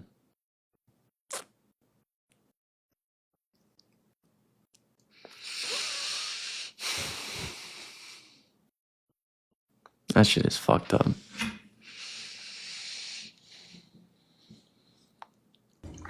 Hello? What's up? What's up, man? How old are you? So why do you think Donald Trump's the worst president ever? Yeah, sure, because he's probably like the most selfish president ever. He tried to overthrow an election. He didn't win with evidence. He didn't win it. He went against the will. He went against the will of the American people for his own personal gain. There's also a lot of other reasons besides that, but I can just say that one for now. So he's selfish for donating his salary. I don't see how that's could be considered. Yeah. So like, I don't think that like, so like, I don't think money is a concern for Donald Trump. No, it never was. Exactly. So no, like exactly. Before you speak, you're proving my point. Like if money's not a concern, then I don't see it as like an unselfish act. I don't see it. I don't really care that he donates his salary. The point is that he tried to overthrow an election. He didn't win with evidence. He didn't win it. And he tried to destroy. Your definition of overthrow is the same definition of somebody going and fact checking a statement that somebody made. Regardless how you want to put it, nobody, you can't just. I actually think you're just not aware of the ways that Donald Trump tried to overthrow the election. Like his fake elector scheme. I don't know if you're familiar with that, but sending fake electors to states like Georgia, where there's a verified slate of electors that go and say, hey, we certify that Georgia willed their vote to Joe Biden. And we're going to submit to the Electoral College that the electoral vote should go to Biden. Donald Trump sent a random group of people with a fraudulent document saying, we're the rightful electors. We certify that it went to Trump. Multiple of those people were arrested and charged, including Trump. I'm a Fulton County voter. He tried to take away my will as a citizen to vote. He tried to pressure the Department of Justice in the Oval Office to sign a letter telling the American people there was voter fraud when the Department of Justice, his Department of Justice, was telling him there isn't any, sir. And 2 DOJ officials resigned over that. He filed 61 federal lawsuits in court and lost 60 of them and still contests to this day that it was fraudulent. And he tried to pressure his vice president, who doesn't support him anymore, to not certify the votes when he didn't have the constitutional power to do that. So again, he tried every single legal and illegal method to overthrow the election. There was a lot of stuff that could be controversial. I mean, it could be there's no facts completely stating that if someone has an opinion, he had every right to do exactly what he did to certify that election, regardless however you put it or not, president or not. Now, trying to overthrow the government would be physically not in the courts. He legally can go to the courts. You're trying to overthrow a government, Yeah. No, no one's saying he can't question the election. I think that again, I think just if you're a normal human being operating with a logical brain, anyone questioning an election, even legally, under these circumstances with the evidence we had, that's an immediate disqualification to ever hold public office again. But it is legal. It's not legal to incite an insurrection, send fake electors to with fraudulent documents to claim that they're to try to defraud state governments and their electoral and their election processes. And I would say probably not illegal, but incredibly highly inappropriate for a president to be pressuring his own Department of Justice to do something. What about Donald Trump being a convicted felon? The convicted felon, if everyone in the United States government, I don't care if you're a Democrat or Republican or an insider from a different country that's in the government that you don't even know that's an insider, if you were to put the same amount of time and pressure into an opponent, every one of them would be a convicted felon, whether you like it or not. Every Republican, every Democrat, in every point of power that you point at would be a convicted felon. They will go to the lengths of the earth, and I don't know. Wait, you're cutting out. Your phone is underwater. So every person in the government, I'm not pro. At all. I'm just saying there's always a greater good. I just don't think your opinion. I just don't think that's true. I don't know. Obviously there's. Yes, sir. Obviously there's no. I don't think there's any way unless you have some proof for that. But also Donald Trump's crime that he's been convicted of was falsifying business records falsifying business records because he paid hush money to a porn star before an election. So I'm not familiar with many other presidents paying hush money to porn stars because they cheat on their wives and they don't want the American public to know right before an election. If you're familiar with evidence of that, I'd like you to bring it forward. Well, you can say what you want about it, but the fact of the matter is, a convicted felon or not, you could. So how come? All right, so Joe Biden, he had. I'm not changing. I'm not going to Joe Biden. I'm staying on the same subject, but so. He had documents, okay. He wasn't even the president at the time, and he shouldn't even had them documents in the first place to begin with. So he gets caught with them. Do you think, honestly, just honestly to God, do you think if he was not the president, and if he was the opposing side running for president, do you honestly think that they would just sweep that under the rug and close the door and nobody else talks about it? No, they would have charged his ass. I disagree. I disagree. I think that the difference between the two that there's major differences between the classified documents cases. The major complying and not complying, it don't matter. Wait. No, complying and not complying are extremely important. You agree that Donald Trump didn't comply? 110%. Okay, because are you going to? Somebody comes knocking on your door and you did something wrong.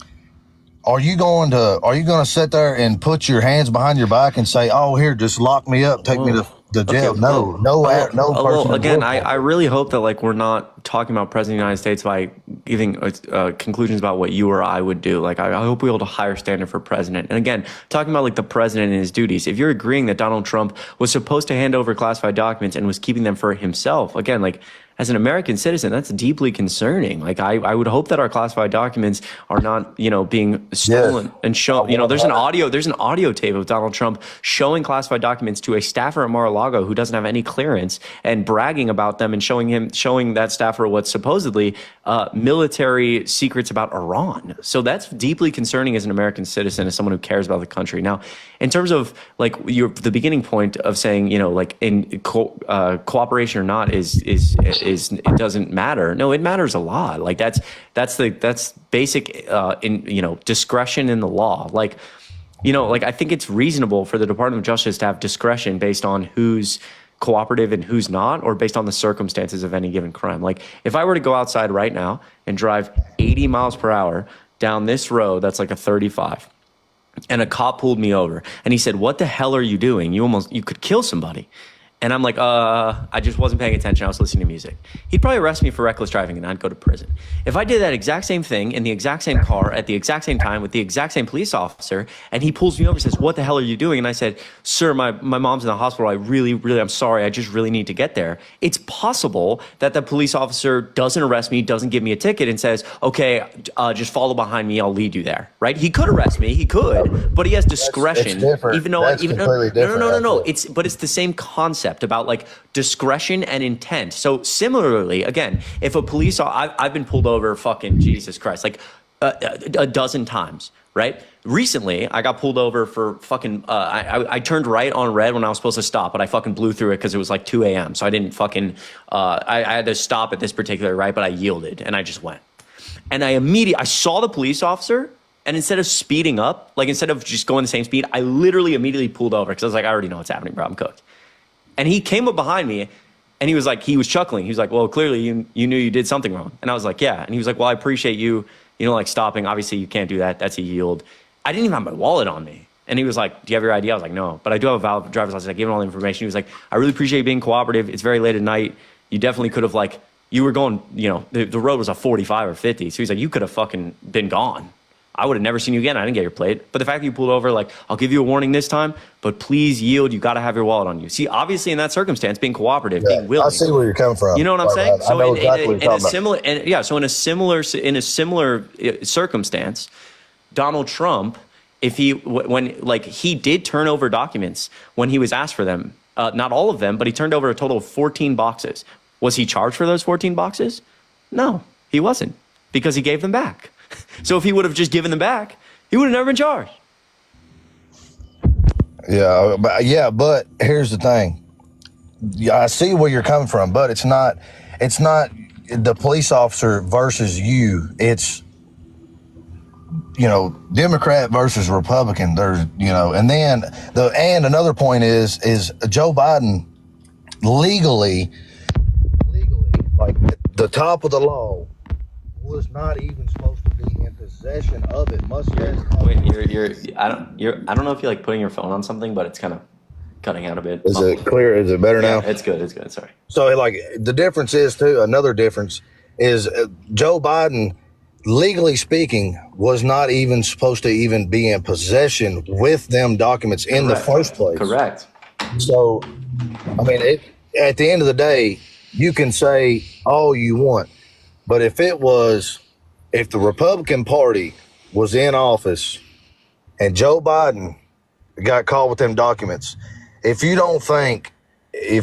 honestly don't think that the Republican Party would absolutely go to the ends of the earth to charge him if he was running against Donald Trump and Republicans were in power. True or false? Do you have any evidence? I'd say false. Do you have any evidence that the Department of Justice acted in a political manner against Trump? Let me ask you this. This is actually a really interesting thing. I feel like not a lot of people talk about.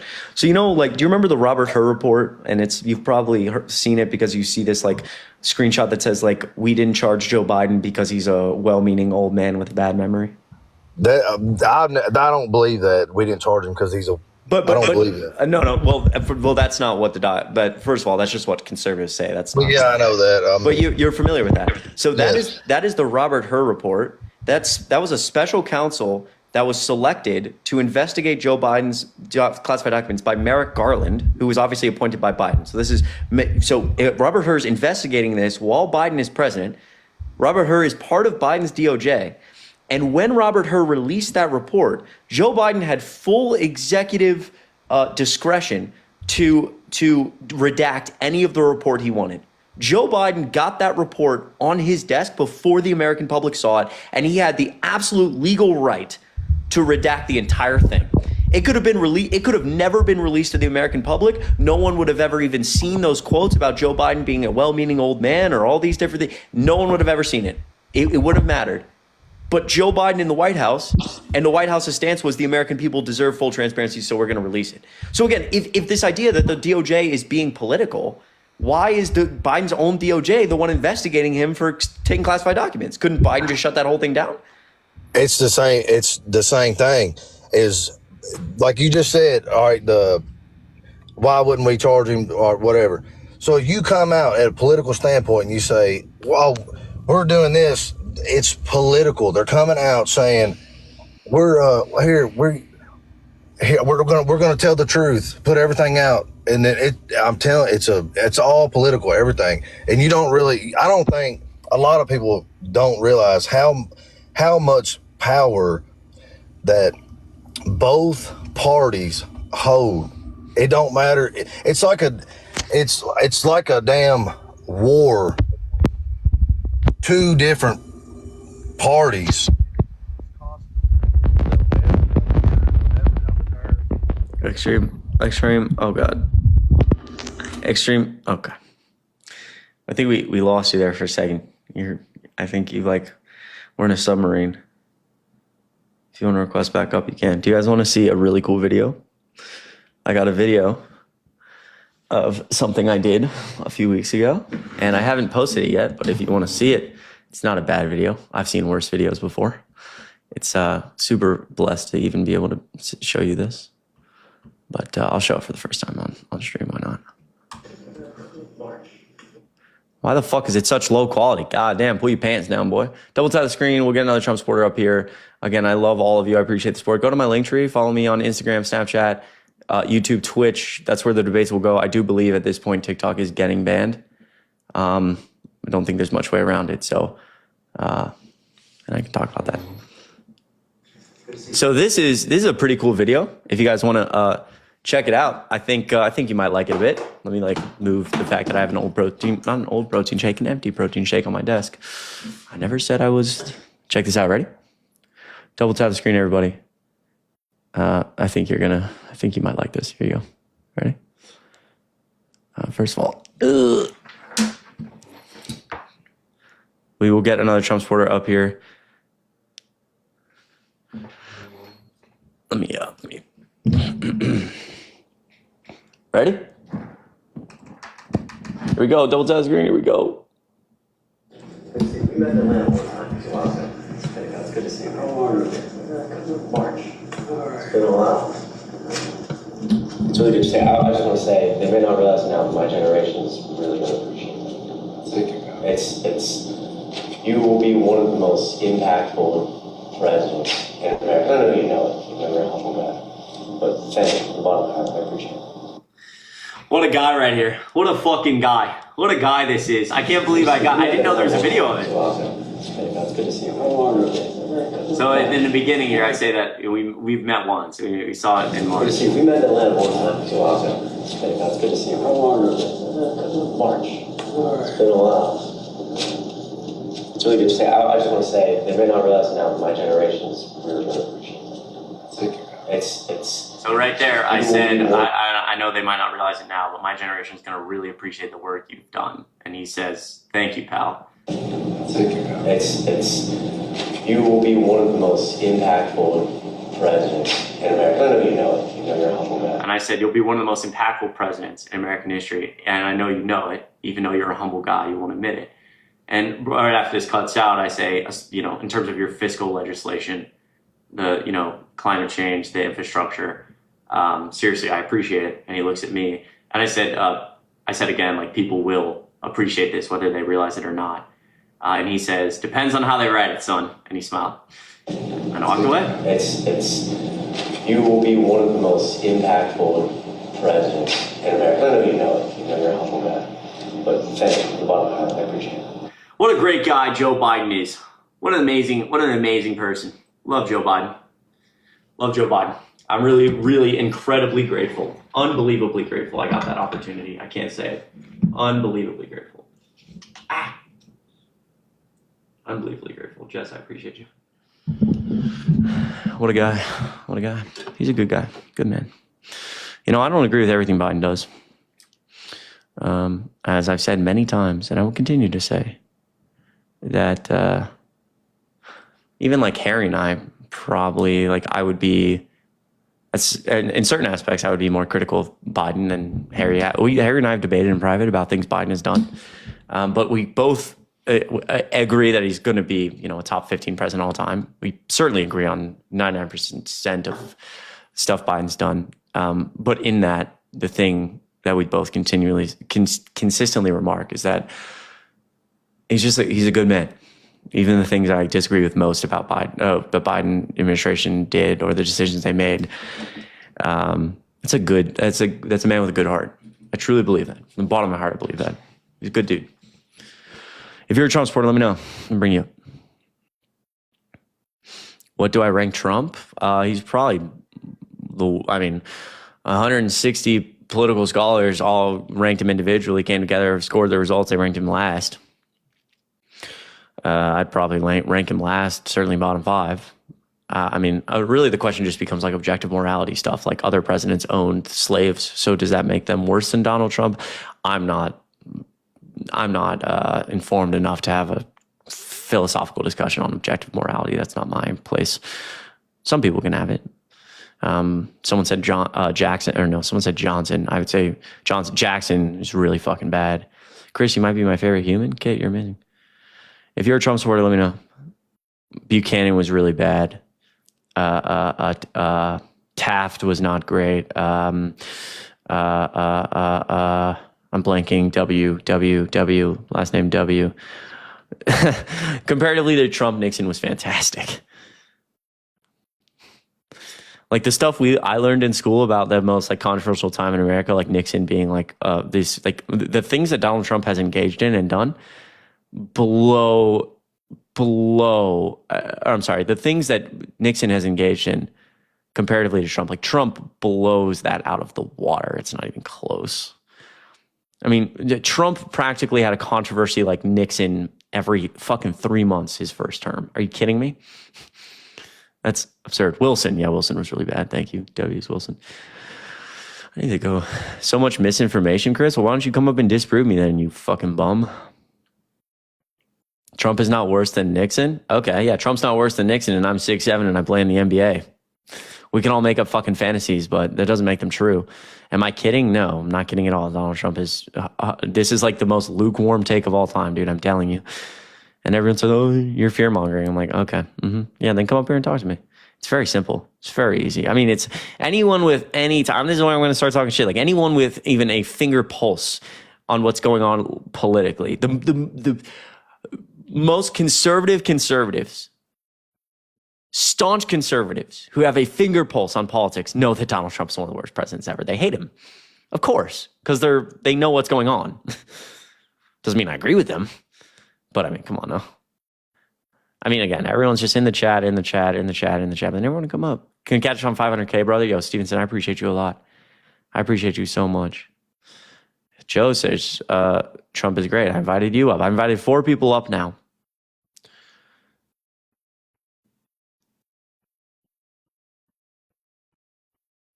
Chris for president, Sarah, you're amazing. Guys, I'm going to check everything in a second. Biden-Harris administration is the worst administration ever. Okay, yeah. And actually, I actually have to go because I'm playing quarterback for Texas today in their game. They called me, Quinn Ewers is hurt, so they called me up. Yeah. No, we all just can live in fantasy. We can all live in fantasy. That's cool. I can do it too. Get the fuck out. Ryan, I love you. You're the best. Sarah, you're the best. I appreciate you so much. Oh, someone actually accepted. I don't know who this individual. Oh, this is the person who said the Biden administration was the worst ever. Nice. Hello. Hello. Hi. How are you? Good. How old are you? 19. Okay. Why do you think the Biden administration is the worst ever? One, because he let in over 10 million unvetted illegal immigrants across this country. Highest inflation in 40 years, 9% in 2022. We're also prioritizing billions of dollars to other countries, but not prioritizing the American citizens. I also feel like the withdrawal from Afghanistan was a disaster. Like, I could go on. Yeah, so let's go. Yeah. I could go on. So let's go point by point, because illegal immigration being a problem. Yeah, so let's go point by point. People are struggling, suffering more. So let's go point by point. So number one, he let in 10 million illegal immigrants. Let in, what does that mean? I mean, like, we had the highest number of illegal immigrants in a year in 2022. Yeah, and that's great. And you can also say that inflation was 14% under the Biden administration. I could say that the consumption of margarine in Maine correlates perfectly with the divorce rate over 10 years. That's correlation without causation. So can you give me the policy that allowed 10 million people into the country? I mean, I feel like he undid the Remain in Mexico policy. Okay, so how many people? 94 out of 100. Okay, let's pause. How many people under the Trump administration, out of all the people who came across the border and were encountered by Border Patrol, how many were sent back through Remain in Mexico? I mean, I'm not sure about the exact number. So I'll tell you the exact number. It's 60,000 is the exact number. It's an incredibly niche executive order that most people who cross the U.S. border and get detained do not qualify for, right? So when you remove something like Remain in Mexico, it's obviously, if we're talking about millions of people being encountered by Border Patrol under Trump, it's obviously in 60,000 total were sent back. And we have evidence that over a dozen of those people were raped, murdered, killed, trafficked. Then we're going to remove a niche policy that's like not humane, right? If what you're saying is true, that the border was open and we let people in, then if we look at Border Patrol data, what we should be seeing is that people come across the U.S. border, they're engaged by Border Patrol, and then they're just let into the country. But the Border Patrol numbers say the opposite. We see that Joe Biden actually deported a higher percentage of people than Donald Trump did. I mean, yeah, because you had more illegal immigrants coming across the country under Biden. That's not how per capita works. That's not how percentages work. So if Joe Biden encounters 1 million people at the border and deports 500,000 of them, he deported 50%. If Donald Trump encounters 10 people at the border and deports 4 of them, that's 40%, right? So Joe Biden deported a higher percentage of people than Donald Trump in that scenario, right? Per capita. That's how percentages work. Oh, But like, I felt like I also disagreed with a lot of like Biden's policies. Like, why did they wait until the last minute to finally issue the border bill? And why did they let in the highest number of illegal immigrants in 2022? Why couldn't they take actions then? So we just talked about the whole idea of being let in. Again, I don't see like this policy that people are being let in. Again, if we're deporting a higher percentage of people, I mean, you have to. It's a responsibility. You let them in. You have to. No, they don't let them in. Again, if Border Patrol is encountering a very high amount of people and arresting a ton of them, then they're obviously not being let in. We could agree there's a higher percentage of people coming through the border. That doesn't mean they're being let in. Number two, Joe Biden introduced 3 total bills into Congress, including one on his first day in office, to address issues at the border. I think there's certainly an argument to be made that Joe Biden didn't communicate well to the American public about this issue in 2021, 22, and 23, and B, that maybe he should have issued an executive order faster. There's an argument for that. There's also I agree with that. Okay, well, there's also an argument to be made that Joe Biden really, really, really wanted to pass this through Congress because an executive order on asylum seeking is a Band-Aid on an issue that's been going on for decades. And we had a bipartisan border bill 9 months before an election that would have radically changed what was going on at the border, and Donald Trump killed the bill. But couldn't we have used executive orders is what I'm asking. Like, that border bill was not the best bill. Okay, the border bill was like the most transformative bill, the most aggressive reform on our border in decades. And he could not have used executive order to go nearly as far. He doesn't have the executive authority to do that. Mm-hmm. If he had the executive authority to close the border, then why didn't Donald Trump close the border via executive order during his term? Why do I remember Donald Trump standing on a stage in 2017 and saying, the Congress is being held hostage by, quote, open border policy? It sounded like he really needed Congress to pass his reform for the border because he couldn't sign it via executive order. Because I think in the first 2 years when Trump was in office, he was mostly focusing on the border wall, like funding and building the border wall. And some people called it too extreme. Some people were against the border wall. They were calling it racist. They were like, this can't be possible. Many people were against the border wall when Trump was president because they thought it was harmful. They thought it was xenophobic and racist. And all well, that. I mean, it's just like it's like a first grade level policy. Like it's pretty fucking difficult to build a wall across an entire border, considering you only build 50 total miles of it. Yeah, I know it's difficult. But you would agree that, like, again, the reason that part of that wall is built under the Biden administration is because that bill passed Congress and it was appropriate. The money was already appropriated by Congress, so he couldn't have done it via executive order. He couldn't have gotten funding. So we agree that Joe Biden really, if we understand executive authority at a very broad level, could not have done more. I know. So let me ask this: what about inflation? Inflation, I feel like inflation was rising in 2021. Like we've seen that increase in 2021, but they waited until after inflation hit 9% to finally pass the Inflation Reduction Act a few months later. Like, why couldn't they take action before? Why couldn't they issue this act before? Like, why did they wait until after it hit 9% in 2022 to finally issue this act? Wait, I'm sorry. So when was the Inflation Reduction Act passed? August of 2022. And when did inflation hit 9%? June. Okay. And you think that they should have... Inflation was increasing in 2021. Yeah.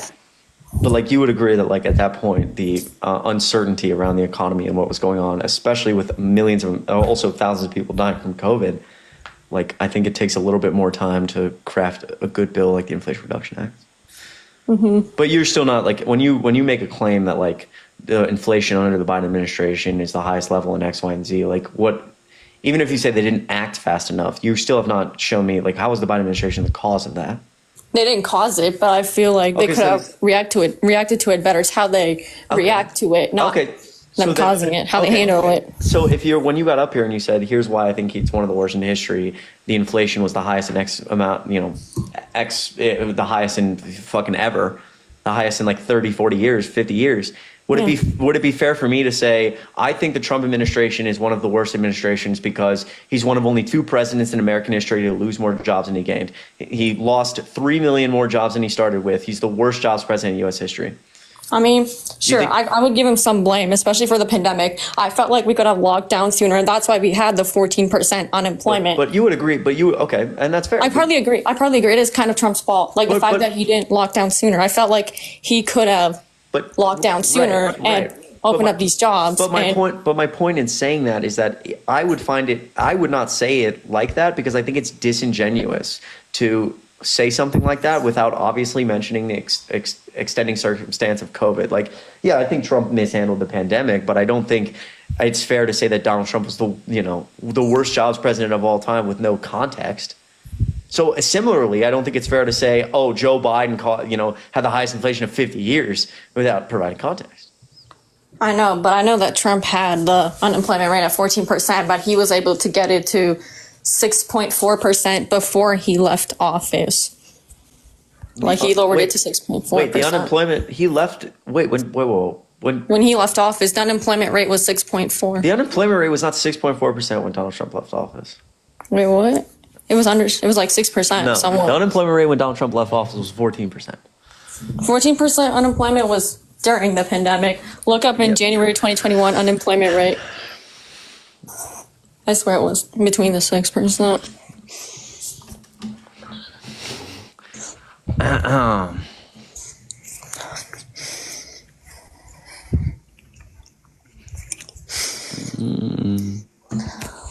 Can I get a chart, please? We're just going to do unemployment rates for the last 5 years. I don't understand why I search something so simple. Guys, double tap the screen. I appreciate everybody being here. Okay. Unemployment rate. Here you go. So in April of 2020, it was 14.8%.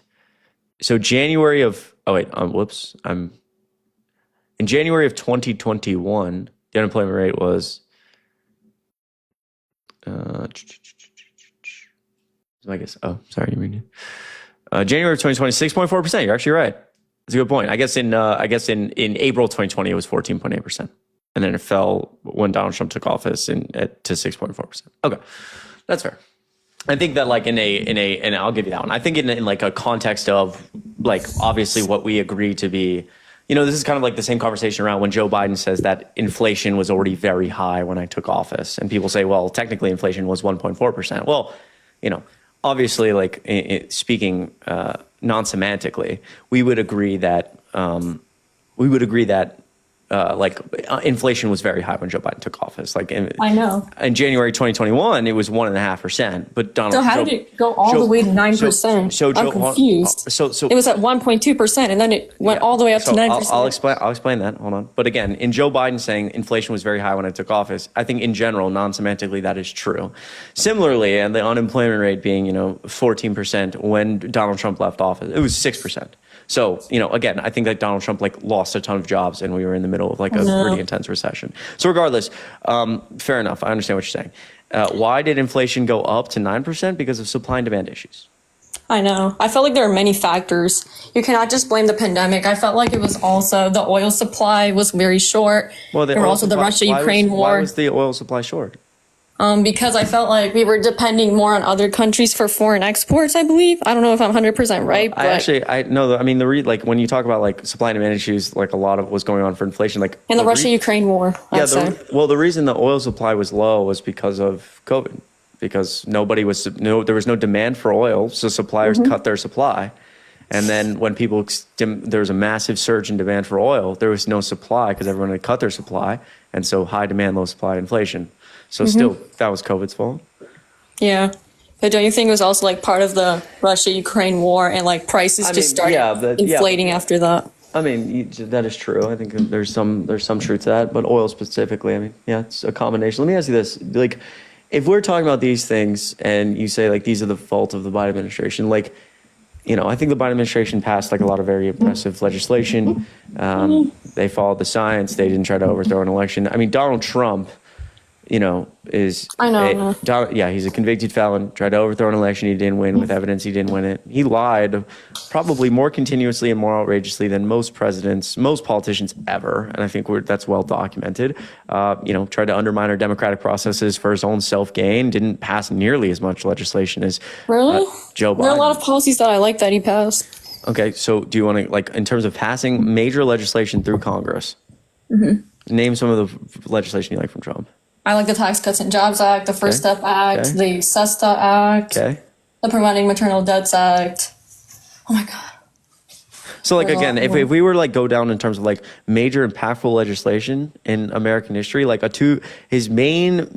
first thing he brought up, and his most pivotal one being the Tax Cuts and Jobs Act, which gave $2 trillion, increased our deficit by $2 trillion over 10 years. And sure, let's agree for a second it had a good impact. I'm just going to agree, even though I don't agree with this, for hypothetical stance. Let's say it was a good bill.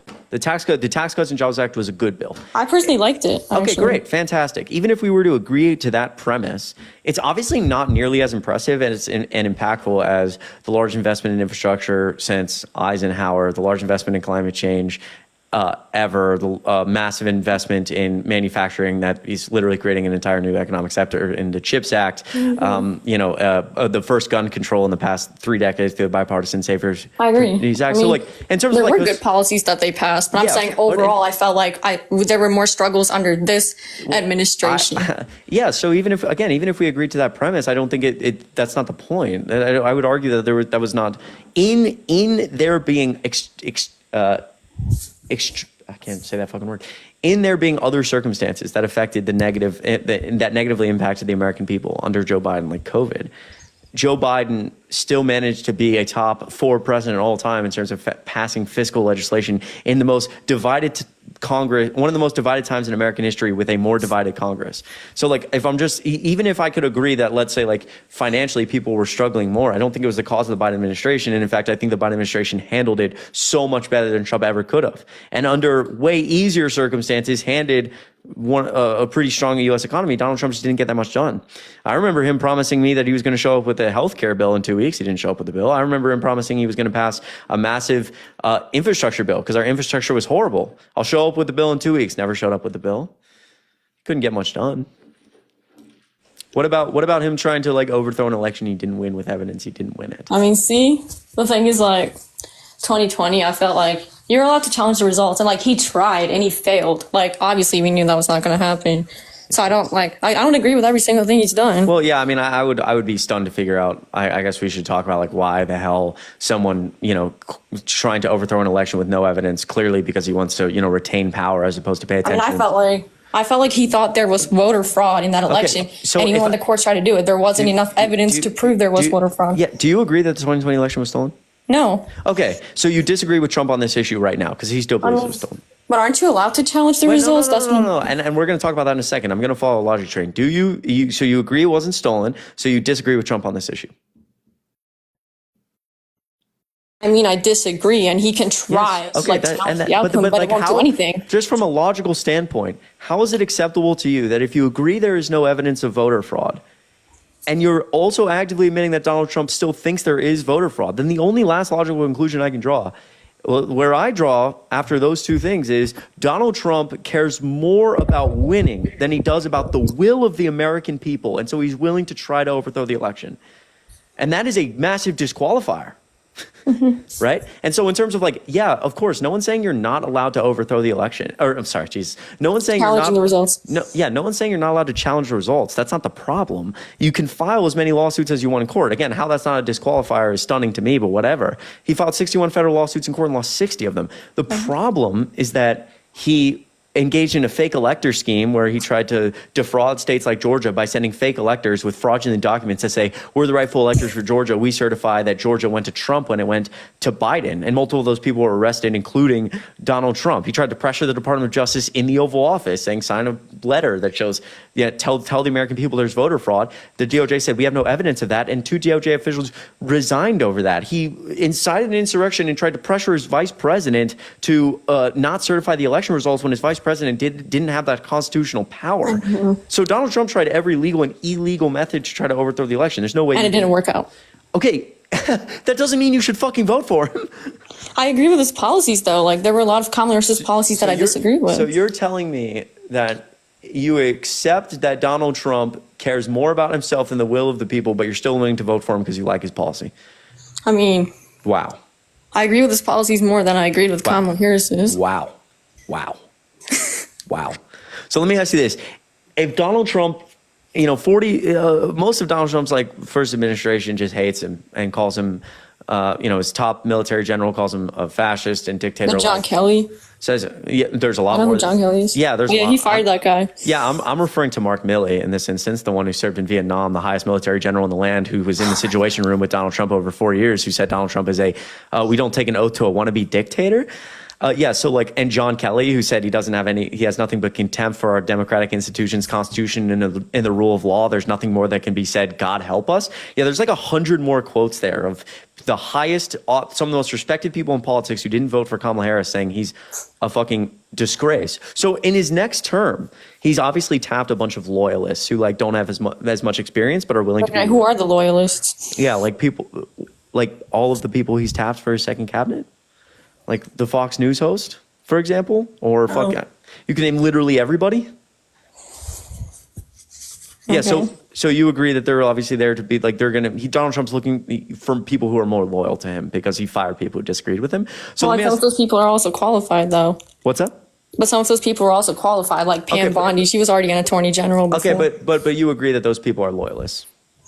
I mean, I wouldn't say for sure because I'm not around them. But Okay, yeah. So I would say that let me give you this scenario. Donald Trump in March signs an executive order that a judge strikes down and says, this is unconstitutional. I'm not letting you do this.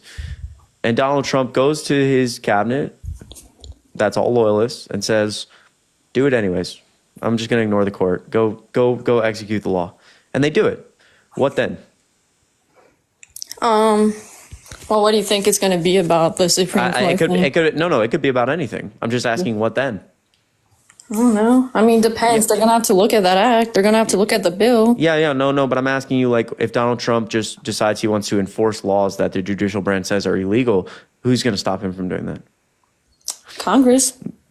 So you think Congress They can vote on it. They can vote on the bill that he tries to pass. They can reject it altogether. No. But I'm saying Congress could like try to force Donald Trump's hand to do something. But obviously, Congress is filled with a bunch of people with banners on Twitter of Trump's face and Trump next to them to keep their job. They have to be loyal to Trump. So I don't think the very divided Congress is going to go against Trump. So again, in this instance, where the judicial branch in America just falls apart, what is Donald Trump? The scenario I'm giving to you about like why, I like his policy, but like, yeah, he cares more about himself than the will of the people. Like, you're going to realize very quickly that like the judicial branch in America has no enforcement mechanism. What? Aren't the most of the Supreme Court justices conservative anyways, and like six of them? But I don't think you're understand. Like when I say that Donald Trump's like a massive threat to democracy and he's going to like destroy our democratic processes and how our country operates, I'm giving you an example of this happening.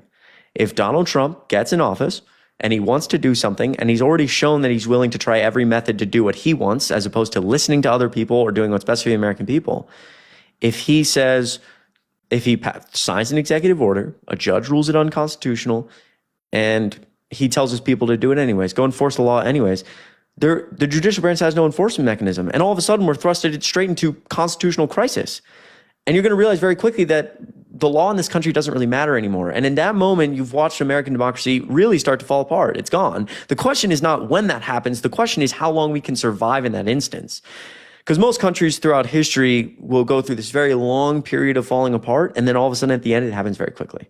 So I would argue that like, again, I think that like it's just really dangerous that like we're actively agreeing that Donald Trump cares more about himself, but we voted for him again, and he wants to expand executive authority and has complete and total control over the Republican Party that will do anything he says. Where are you getting this from? That he's going to try to do all of this? I'm just giving you an example. I'm giving. Is this a hypothetical, or is this like? Yes, it's hypothetical. But how come it didn't happen his first term then? Like because it didn't happen because of what we just talked about. All those 40 of his 44 cabinet members, all the people he tapped that called him a disgrace and said that I couldn't do what he wanted because I cared more about America, all those people are gone.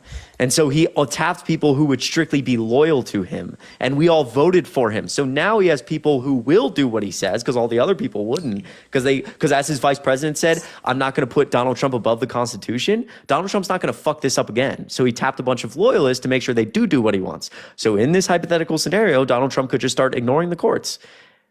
I'm telling you that like this whole idea, what I'm trying to get at is this whole idea behind like losing American democracy is not like this fear mongering, abstract, hard thing to understand. It's very simple. Like it's very easy for what we view as America and democracy to just fall apart. And we've walked straight into it. Well, when was the other time this happened? Well, you would agree. Donald Trump has shown like over and over and over again, he's willing to expand executive authority and he wants to do things like you literally agreed. He will do things that are not best for the American people because he just wants to, because he wants to retain power. We agreed he tried to overthrow an election with no evidence. So if he signs an executive order that he likes, that he's ruled unconstitutional, what stops him from just telling his executive branch to do it anyways? I mean, it depends what it's about. I mean, we're going to have to wait and see. I'm not 100% sure if that's true, but we're going to have to wait and see. Mm-hmm. Like, that's the best we can do now, I guess. It is the best we can do now. Listen, smiley face, I appreciate you being up here. You were kind. You were respectful. I appreciate you. Jesus. We live in a society, chat. We live in a society. Guys, double tap the screen. Appreciate you being here. What the hell?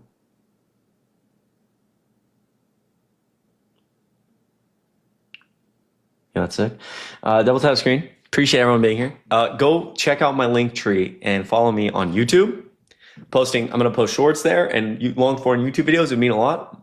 YouTube username is the same as TikTok. Christy Mowry. You can follow on the link tree. Excuse me. Also, twitch.tv. That's mainly where the debates are going to go, and I stream there a lot right now. It's a cool community. I will also co-stream to YouTube. So if you don't want to download a new app, I get it. Twitch is like a little different, community-based. People enjoy that kind of aspect, so you can check it out. Twitch.tv, but same as my username, Christy Mowry. But if you'd rather just use YouTube for everything, I will co-stream my lives to YouTube. Debates will end up on YouTube. Recordings will end up on YouTube and Twitch. So those are two places. For short-form content, Instagram, which I love all of you because my last video, dude... My video on Instagram that I posted here last night on TikTok, by the way, I hit 500K today, which again, I love all of you. You guys are amazing. The video I posted on TikTok yesterday to Instagram, 5.6 million views on IG. We're at 135,000 followers on Instagram. I was at 103K yesterday on IG. That is insane. So I love you all. Incredible. So Instagram, follow me there because I'm doing short form content. And lastly, Snapchat. Because I post on Snapchat a lot. I'm trying to like build it up. You know, it's fun. It's more like obviously about like my personal life and stuff. And you can like follow me there. I'll follow you back. Look, smile for Snapchat. Say hi, Snapchat. Say it. Say hi, Snapchat. I'm waiting for the comments. Say hi, Snapchat.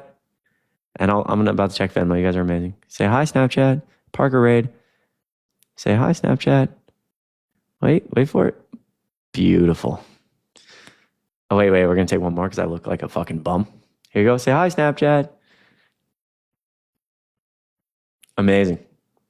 Hi, Snapchat. Live. I got you in there, and Matt.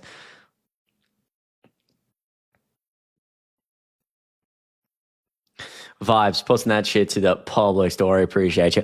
So Snapchat, yeah, those are the main four. You follow me there. Also, obviously, I'm on Twitter, Blue Sky, fucking all the rest. I know having so many fucking platforms, like adding people on shit is so annoying, bro. I get it. So just do what you're comfortable with. To everyone joining us, I think it's Parker, Ray. I appreciate you. My opinion, there is no doubt in my mind at this point. I have very little doubt TikTok is going to get banned.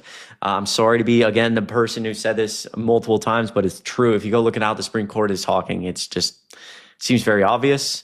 Joy Reid repost my video. I know. I love Joy Reid. What an amazing human being. Put me on MSNBC. My name on Blue Sky is the same. Christine Murray. I got to post there more.